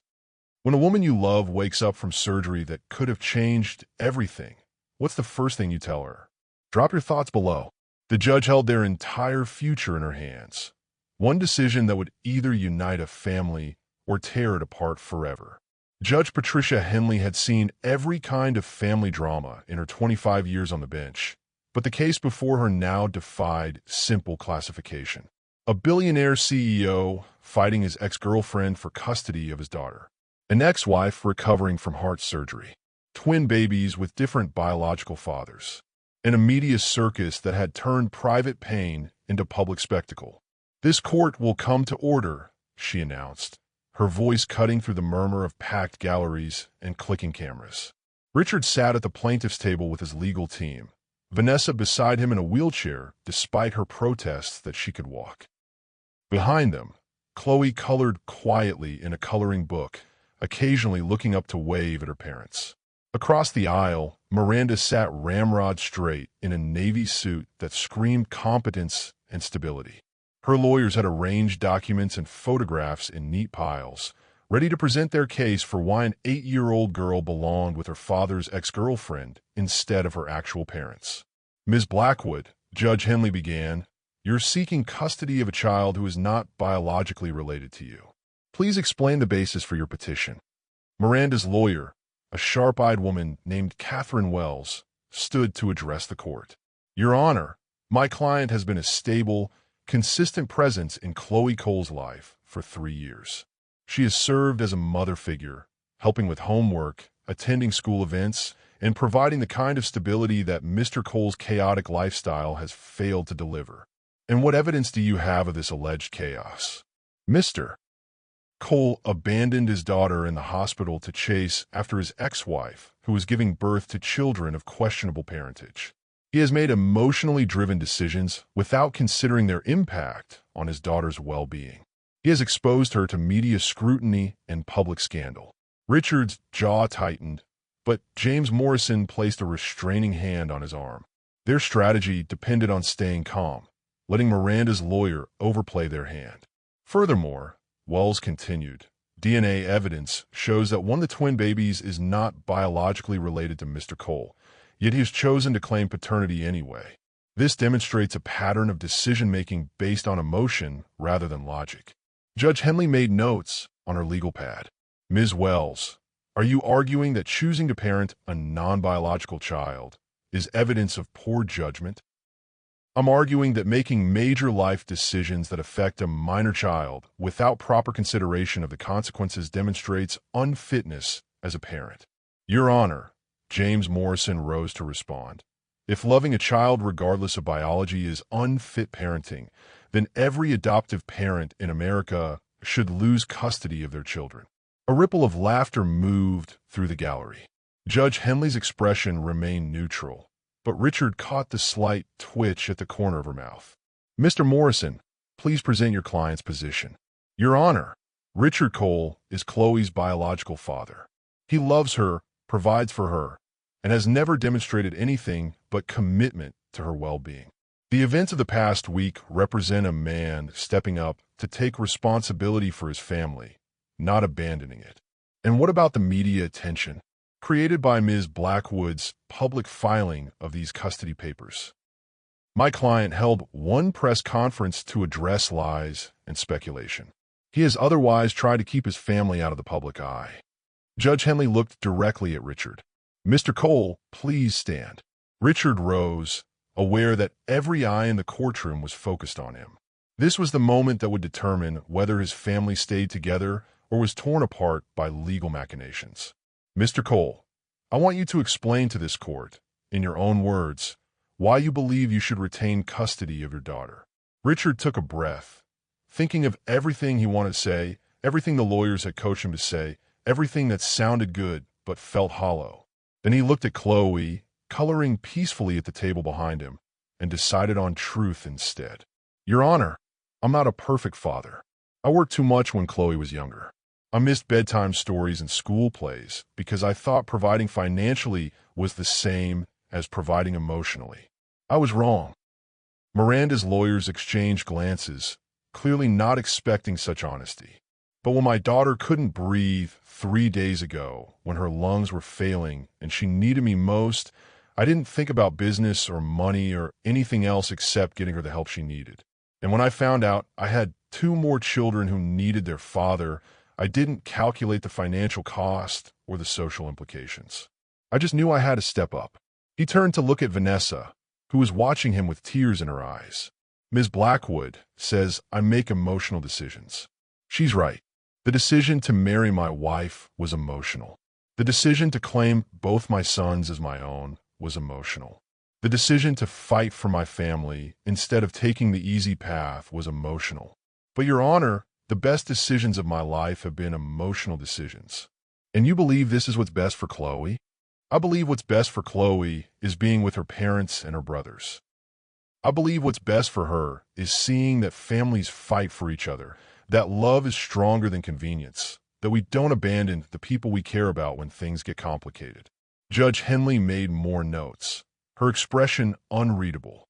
"Ms. Blackwood, please stand." Miranda rose, her composure perfect despite the emotional testimony she'd just heard. "Ms. Blackwood, you've been involved in this child's life for 3 years. Tell me why you believe you should have custody." "Your Honor, I love Chloe as if she were my own daughter. I've been there for her when her father was traveling, when he was working late, when he was too busy building his empire to notice she needed help with her homework or had a bad day at school. And you believe you can provide better care than her biological parents?" "I believe I can provide more stable care." Mr. Cole has proven that his priorities change based on his romantic entanglements. 3 years ago, I was the most important woman in his life. This week, I've been discarded for his ex-wife, who kept his children secret from him for months. Ms. Blackwood, are you seeking custody of this child because you believe it's in her best interest, or because you're angry at your former boyfriend? The question hung in the air like a trap waiting to be sprung.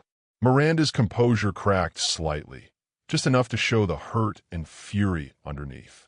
"Your Honor, I'm seeking custody because I've been Chloe's mother figure for 3 years, and she deserves consistency. She deserves to know that the people who claim to love her won't abandon her the moment something more appealing comes along." Have Mr. Cole or Ms. Martinez indicated they plan to abandon Chloe? They've indicated they plan to move her to Houston to accommodate Ms. Martinez's living situation. They plan to uproot her from her school, her friends, her entire life to chase this romantic reunion. Judge Henley looked at Richard. "Mr. Cole, are you planning to relocate your daughter?" "No, Your Honor. We're moving back to Dallas. My wife has agreed to relocate so that Chloe can maintain her current school and friendships." "Mrs. Cole," Judge Henley addressed Vanessa directly, "you're recovering from major heart surgery. Are you prepared to take on the care of a newborn twins and an 8-year-old child?" Vanessa gripped the arms of her wheelchair, forcing herself to sit straighter despite the pain. "Your Honor, I'm prepared to do whatever it takes to care for my children. All of my children. Even though one of the twins is not biologically yours. Biology doesn't make a mother, Your Honor. Love does. Choice does. I choose to love Marcus exactly the same way I love David. I choose to love Chloe exactly the same way I love my biological sons. That's what mothers do. The courtroom was silent, everyone waiting for Judge Henley's decision. She reviewed her notes one final time, then looked up at the families before her. This case presents some unusual circumstances, but at its heart, it's about what's best for an 8-year-old child. Ms. Blackwood, your devotion to Chloe is clear, and your concerns about stability are not without merit. However, the law recognizes the fundamental right of biological parents to raise their children unless there is clear evidence of unfitness. Miranda's face went pale. Mr. Cole, while your recent decisions have created significant upheaval, I see no evidence that you are unfit as a father. Your willingness to claim both twins as your sons, regardless of biology, actually demonstrates the kind of commitment and love that benefits all children involved. Richard felt Vanessa's hand slip into his. Furthermore, Chloe herself has expressed her desire to live with her parents and her new brothers. At 8 years old, her wishes carry weight in this court. Judge Henley's gavel came down with finality. Custody remains with Richard Cole. Ms. Blackwood's petition is denied. The gallery erupted in noise. Reporters shouting questions, supporters cheering, Miranda's sharp intake of breath that sounded like a sob. But Richard only heard one thing, his daughter's voice calling Daddy as she ran to hug him. He lifted Chloe into his arms, spinning her around while cameras flashed, and his legal team shook hands in victory. Vanessa was crying, clutching the arms of her wheelchair, overwhelmed by relief and exhaustion. "We did it," she whispered when he knelt beside her. "We actually did it. We did it together," he corrected, leaning down to kiss her despite the crowd of onlookers. "Just like we're going to do everything else from now on." Outside the courthouse, reporters clamored for statements, but Richard only had eyes for his family. Vanessa was pale and clearly exhausted from the proceedings. The twins needed to be fed and changed. Chloe was asking a dozen questions about when they could all go home together. "One statement," James advised. "Then we get you out of here." Richard faced the cameras one last time, his arm around his wife's wheelchair, while his daughter stood proudly beside them. Today, this court affirmed what we've always known, that families are built on love, not just biology. My wife and I look forward to raising our children together, away from the spotlight, in the privacy that all families deserve. Mr. Cole, what's your message to other fathers in similar situations? Richard thought of Marcus, of the choice to love a child who wasn't biologically his, of the DNA test results that had tried to define his family in terms of genetics rather than heart. Fight for your children. All of them. Biology might give you children, but choice makes you a father. When a system tries to tear your family apart, what would you do to keep them together? Tell me your thoughts on fighting for love versus accepting defeat. Sometimes you have to marry the same person twice to get it right. Once for the papers, once for the promise that this time is forever. The same church where they'd first pledged forever stood bathed in golden sunset light. But everything else was different this time. Richard Cole no longer resembled the nervous young man who'd fumbled his vows 10 years ago. The woman walking down the aisle toward him had changed too, stronger now, tested by heartbreak, and made beautiful by survival. Vanessa moved slowly, her steps measured not by traditional wedding march timing, but by the pace her healing heart could handle.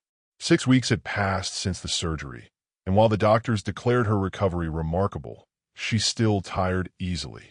The simple white dress she wore accommodated her body's limitations, while somehow making her look more radiant than the elaborate gown she'd worn as a first-time bride. "Mommy looks like a princess," Chloe whispered from her place as maid of honor, holding a bouquet of wildflowers they'd picked together that morning. At the altar, Richard felt his throat tighten with emotion. This was the woman he'd loved since college, the mother of his children, the person who'd forgiven him for pride and stubbornness and years of putting business before family. She was walking toward him not as a young woman dreaming of forever, but as a partner who'd seen the worst of him and chosen to stay anyway. The twins slept peacefully in a double stroller at the front of the church, dressed in matching blue outfits that Chloe had insisted they needed for their parents' real wedding. At 2 months old, they were already showing distinct personalities. Marcus more serious and watchful, David more vocal and demanding attention. Pastor Williams opened his Bible with hands that had blessed their first marriage and now prepared to sanctify their second chance. The congregation was smaller this time. Family, close friends, and the people who'd supported them through the custody battle and health scare. Dearly beloved, Pastor Williams began, we gather today not just to witness a wedding, but to celebrate love that has been tested and proven true. Richard and Vanessa chose each other once before, but today they choose each other with the wisdom that comes from experience, with hearts that have been broken and healed, with understanding of what marriage truly means. Richard reached for Vanessa's hands, noticing how her wedding ring from their first marriage fit perfectly on her finger. She'd never taken it off, even during their 5 years apart. Richard, Pastor Williams prompted, please share your vows. Richard had written and rewritten these words a dozen times, but standing here now, looking into Vanessa's eyes, he abandoned the careful script he'd memorized. Vanessa, 10 years ago, I promised to love you in sickness and in health. I thought that meant I'd take care of you if you got the flu. The congregation chuckled softly. I didn't understand that it meant choosing you every single day, even when work seemed more important, even when pride told me I was right and you were wrong, even when everything fell apart and it would have been easier to walk away. Vanessa's eyes filled with tears, but she was smiling. I promise to choose you every morning when I wake up and every night when I go to sleep. I promise to choose our family over everything else. Business deals, pride, convenience, anything that threatens what we've built together. I promise to be the husband and father I should have been the first time and to never stop fighting for us. Vanessa, Pastor Williams said, your vows. Vanessa had planned to keep her vows simple. The doctors warned that emotional stress could trigger heart complications.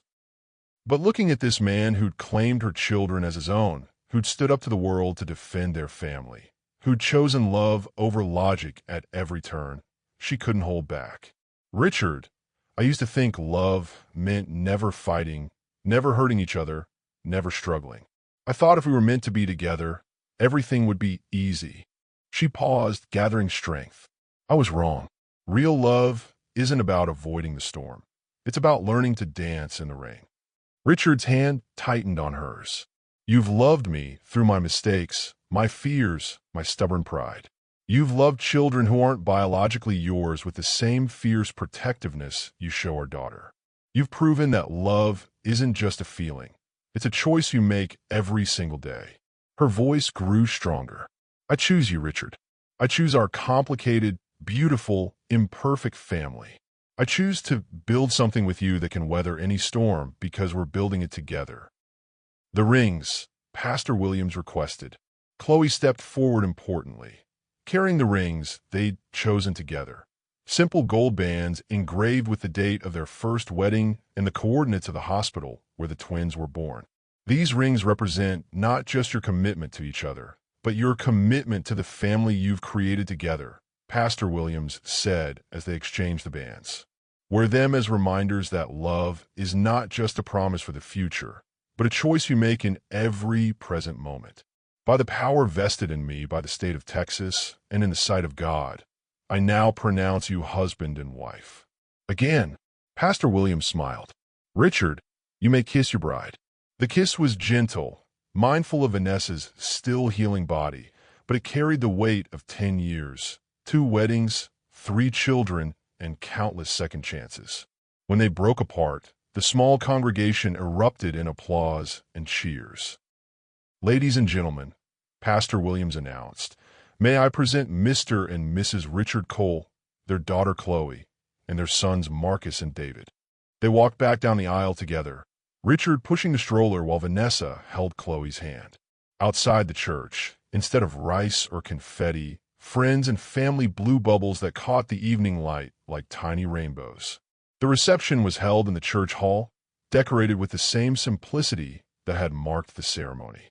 Instead of a formal dinner, they'd opted for a casual celebration that could accommodate 3 children and Vanessa's need for frequent rest. Speech, someone called out, and the small crowd took up the chant. Richard stood, helping Vanessa to her feet beside him. Thank you all for being here tonight. Most of you were here 10 years ago for our first wedding, and I know some of you probably wondered if we learned anything in the meantime. Laughter rippled through the room. We've learned that marriage isn't about finding someone you can live with.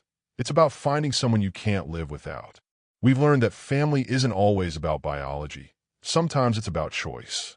And we've learned that second chances are precious gifts that shouldn't be wasted on pride or fear. He turned to look at Vanessa, who was glowing despite her exhaustion. My wife, and it feels so good to say that again, has taught me that love isn't just about the good times. It's about showing up when things get hard, when hospitals replace honeymoons, when custody battles replace candlelit dinners. The greatest gift I can give our children is showing them what real love looks like. Not the fairy tale version where everything is perfect, but the real version where you fight for each other, where you choose each other even when it's difficult, where you build something together that's stronger than any storm. He raised his glass of champagne, while Vanessa lifted her glass of water. To second chances, to family, and to love that's strong enough to survive anything. Later, as the evening wound down and guests began to leave, Richard and Vanessa found themselves alone on the church steps.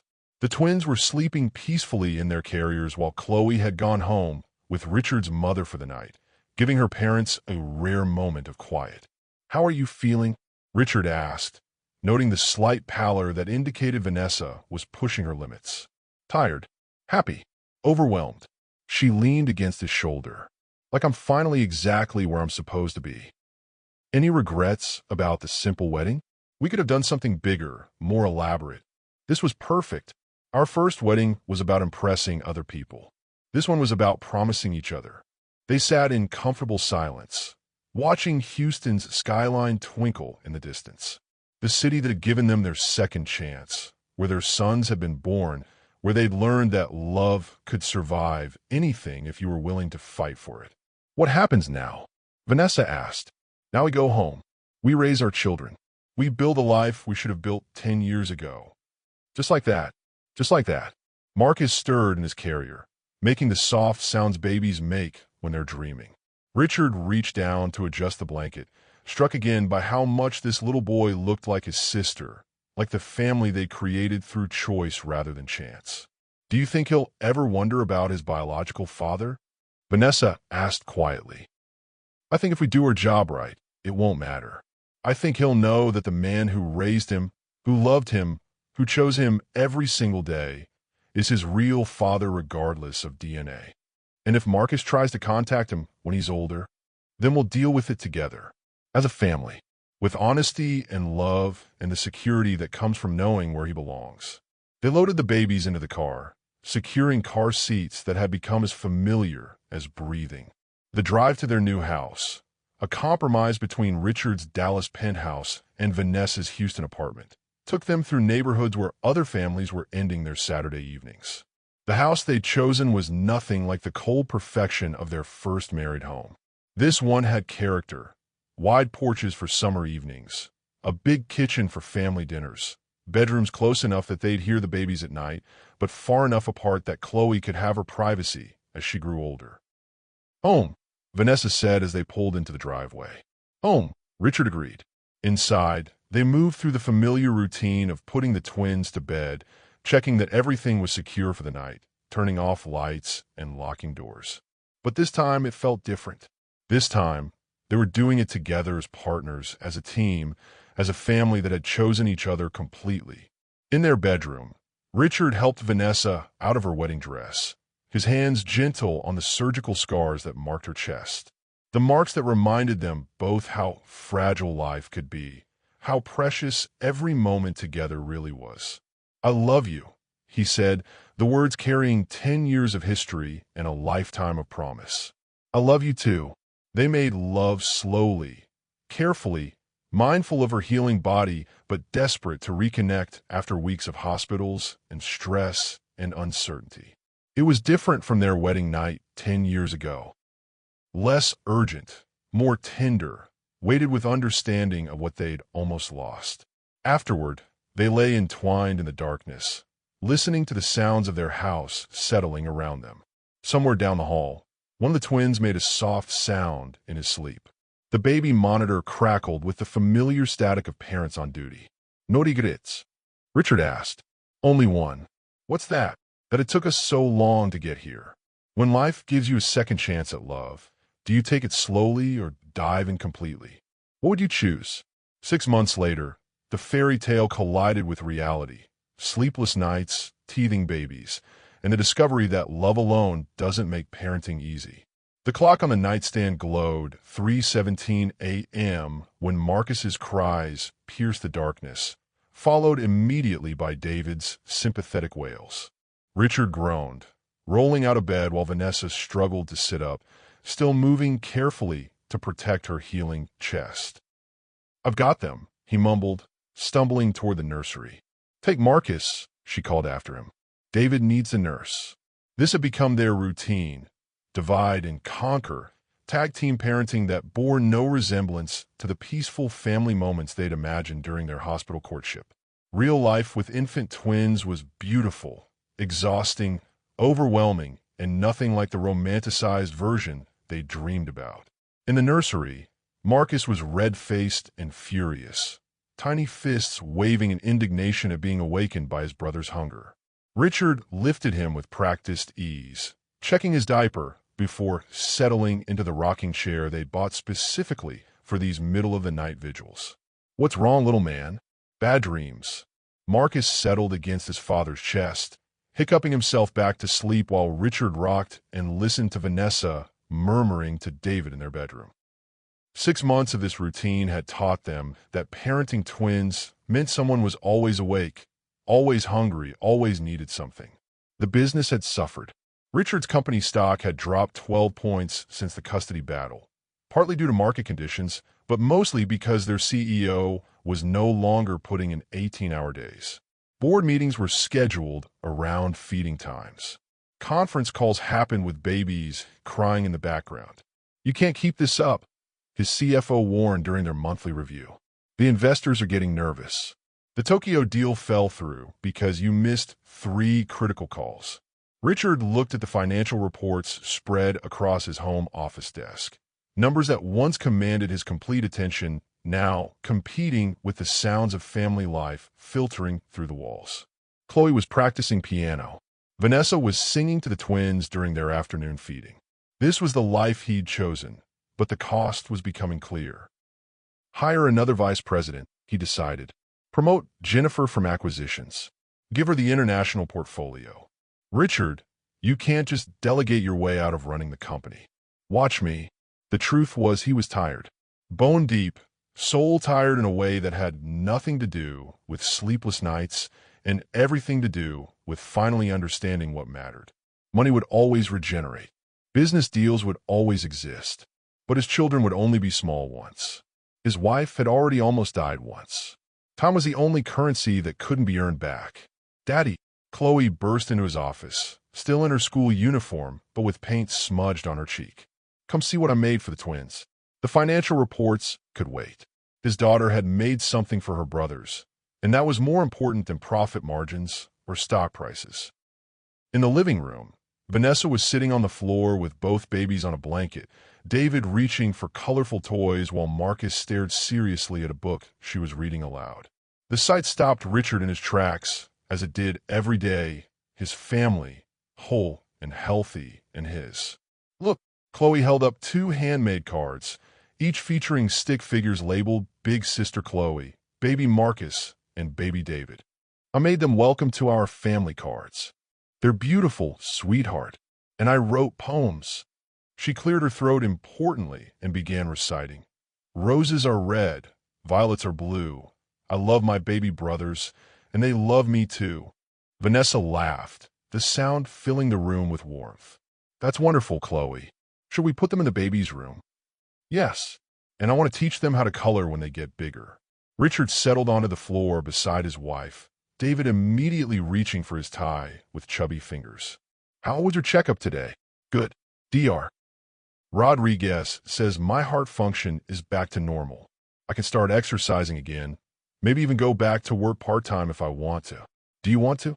Vanessa considered the question while Marcus grabbed her finger and held on tight. I miss nursing. I miss feeling useful outside of diaper changes and feeding schedules.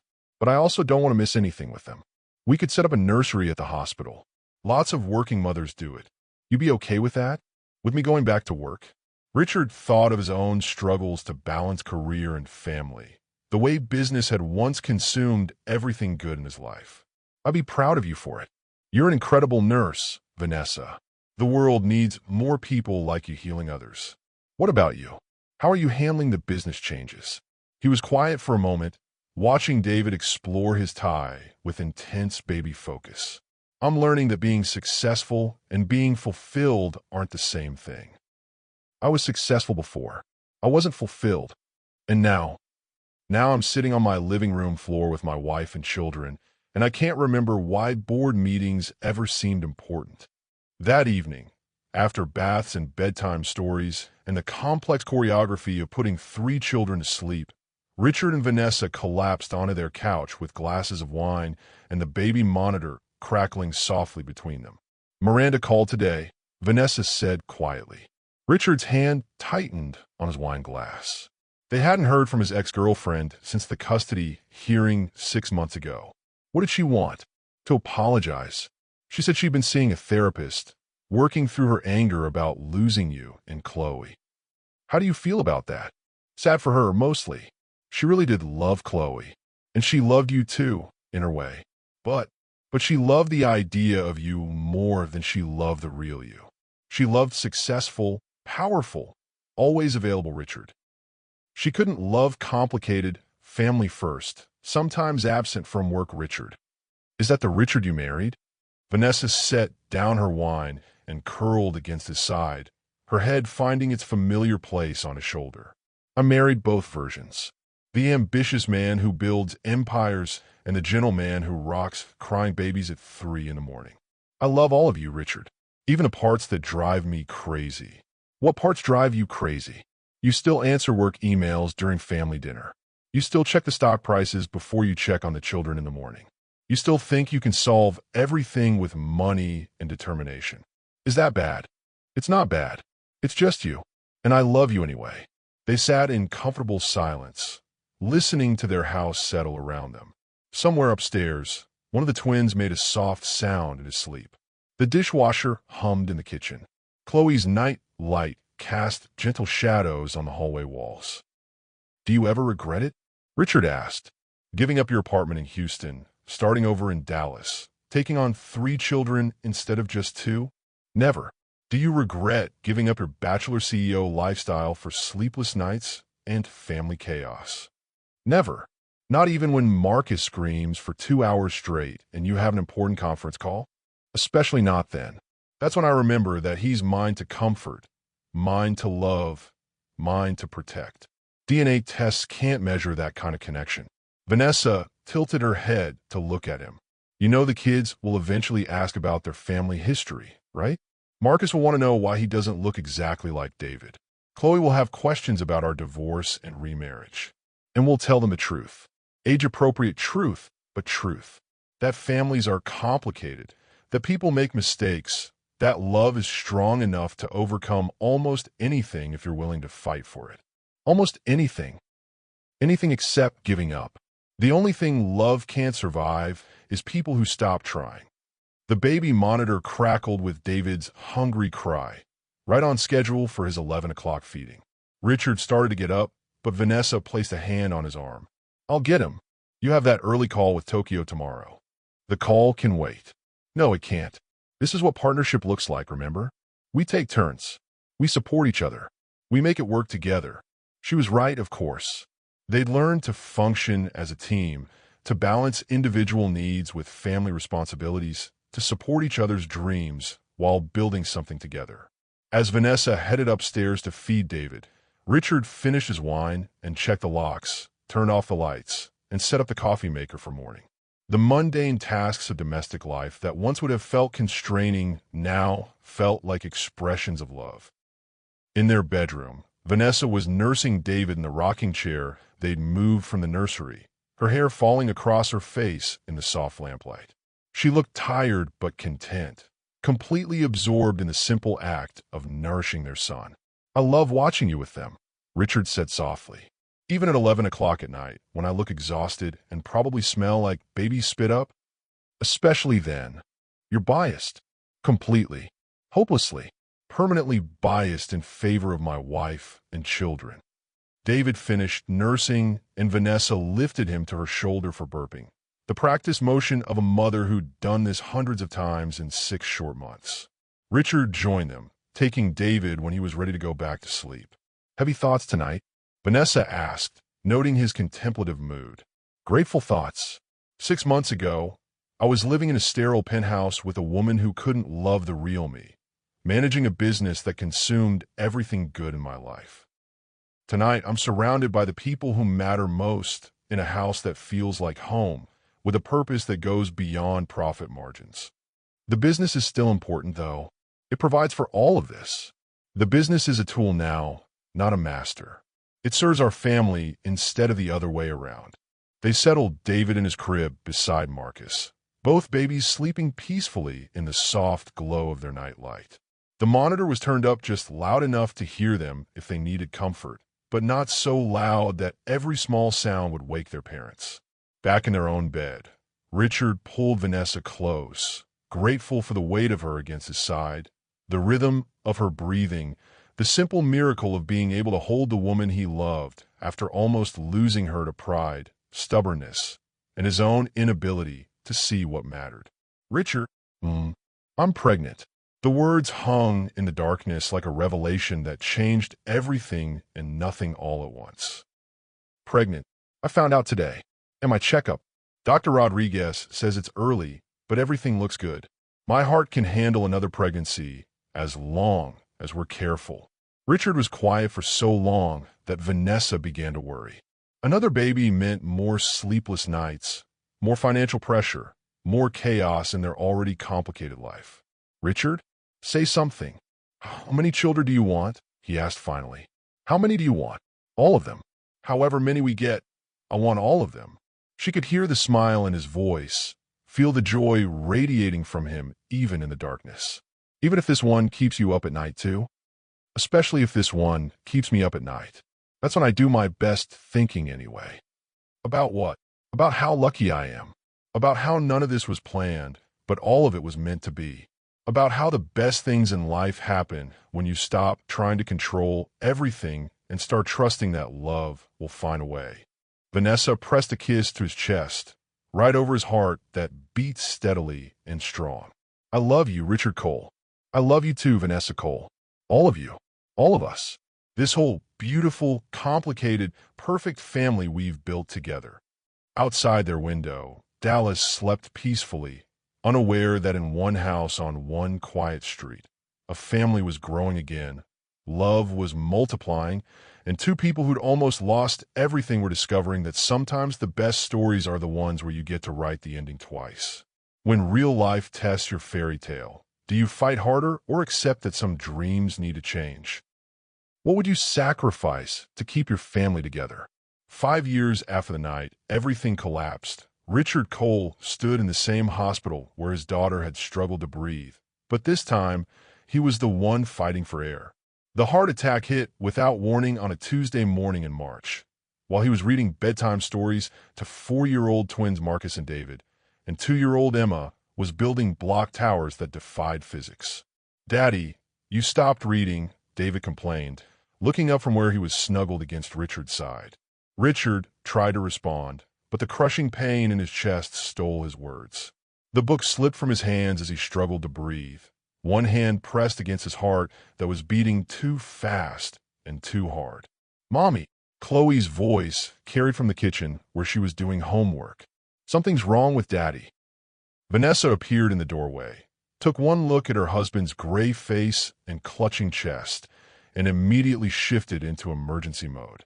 7 years of marriage to Richard had taught her many things, but her nursing training kicked in when it mattered most. "Kids, go to your rooms and play quietly," she instructed calmly while reaching for her phone. "Daddy needs help, and Mommy needs to take care of him. Is Daddy going to be okay?" Marcus asked, his serious 4-year-old face creased with worry. "Daddy's going to be fine," Vanessa said with more confidence than she felt. We need to give us some space right now. The paramedics arrived within minutes, transforming the peaceful bedtime routine into controlled chaos. Richard was conscious but pale, his breathing shallow as they worked to stabilize him for transport. "Ma'am, we're taking him to Houston Methodist," one of the paramedics explained. "You can follow us there." Houston Methodist, the same hospital where their twins had been born, where Vanessa had nearly died from her own heart condition, where their family had been torn apart and put back together. Full circle. "I'm coming with him," Vanessa said, already grabbing her purse and keys. "Mom, what about us?" Chloe asked, now 13 and old enough to understand the gravity of the situation. "Call your grandmother. Tell her to come stay with the babies. You're in charge until she gets here." The ambulance ride was a blur of sirens and medical equipment. Richard drifting in and out of consciousness while Vanessa held his hand and whispered the same words he'd once spoken to her. "Come back to me." At the hospital, they wheeled him straight into the cardiac unit, leaving Vanessa alone in a waiting room that felt hauntingly familiar.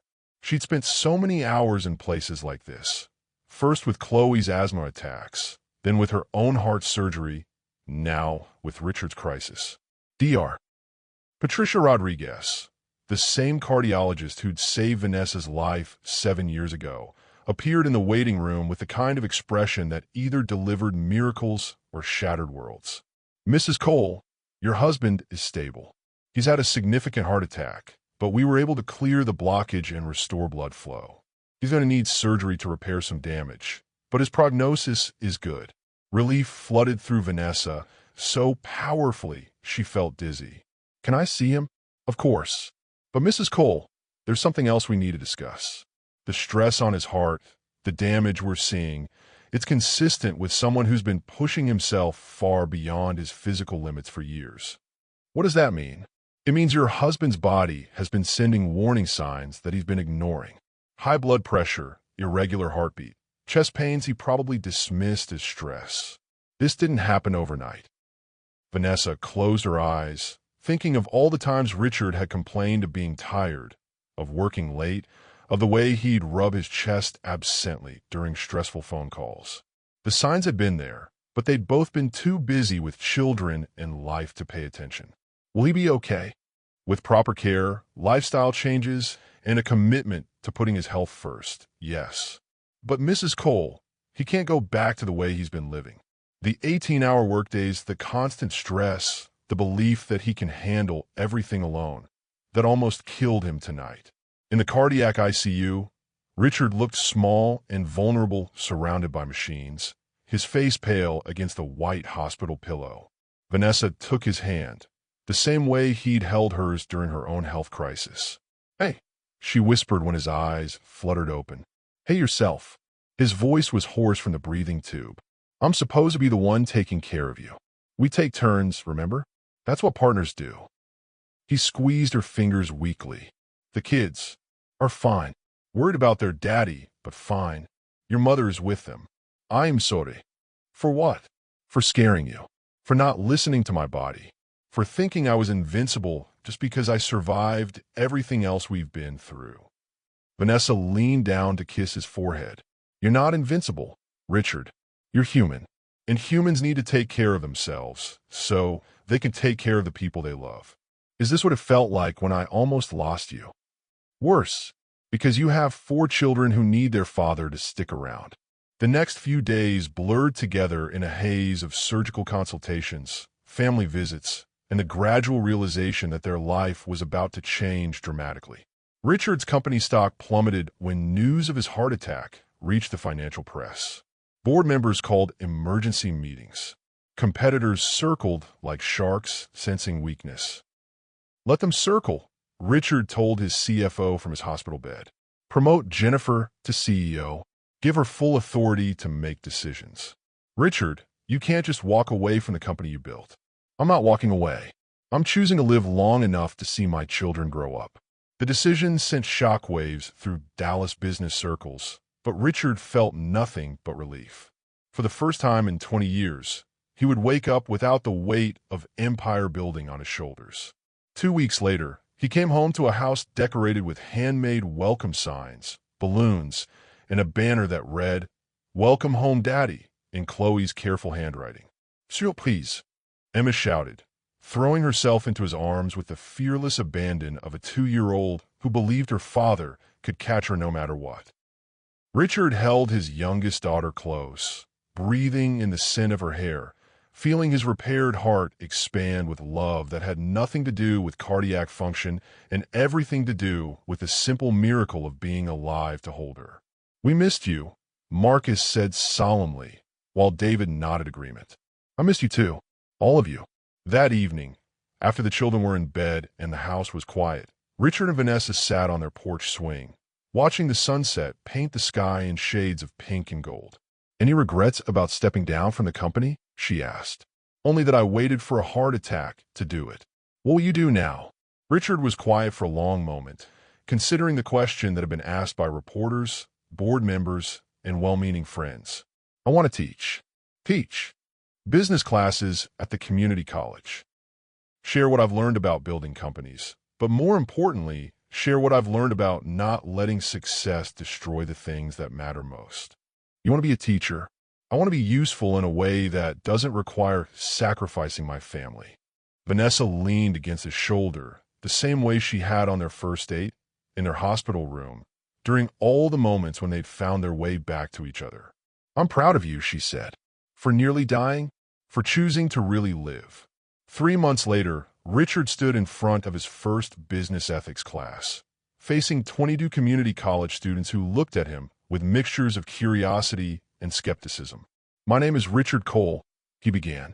"Some of you may have read about me in the business section.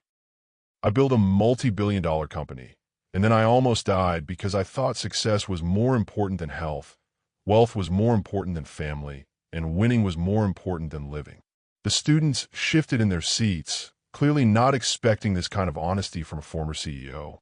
"This class is called Business Ethics, but we're going to talk about something more fundamental than ethical business practices.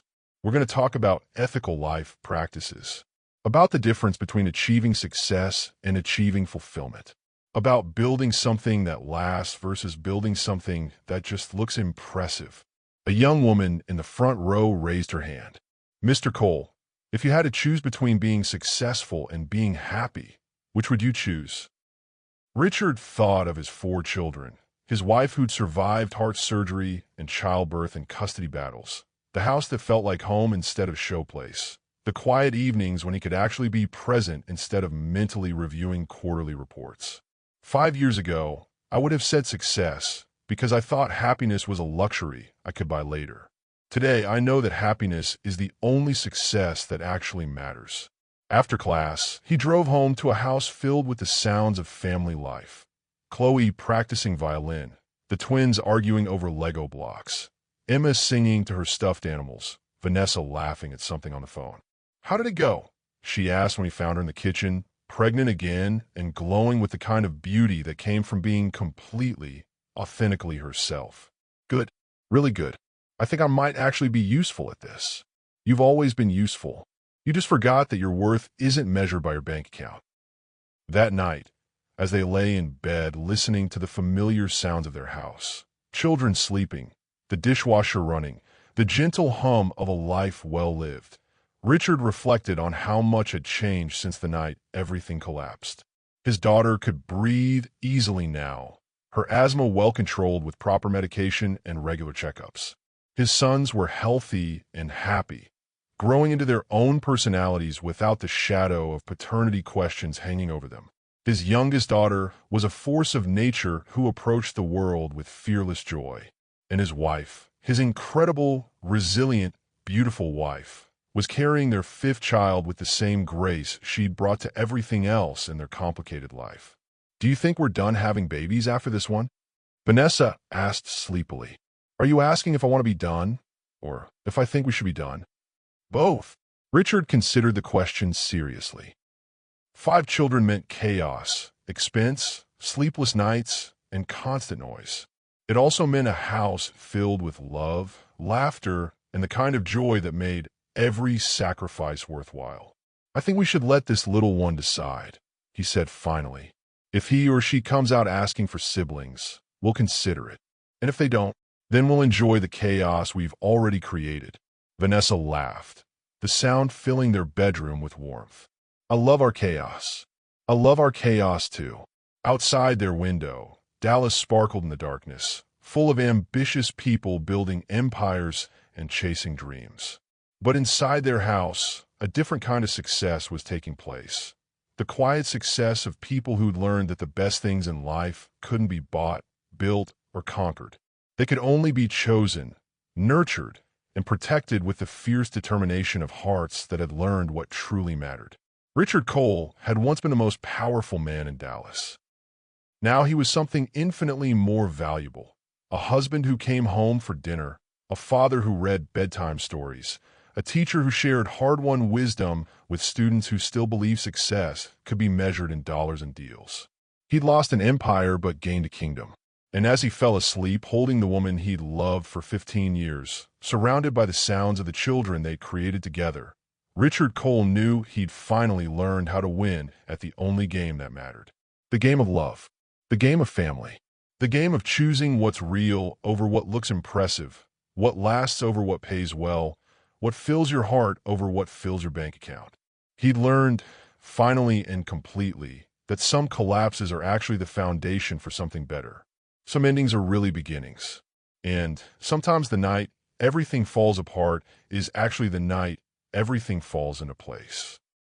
In the morning, he would wake up to coffee made by the woman he loved, chaos created by the children who called him daddy, and purpose that came not from building bigger businesses, but from building better humans.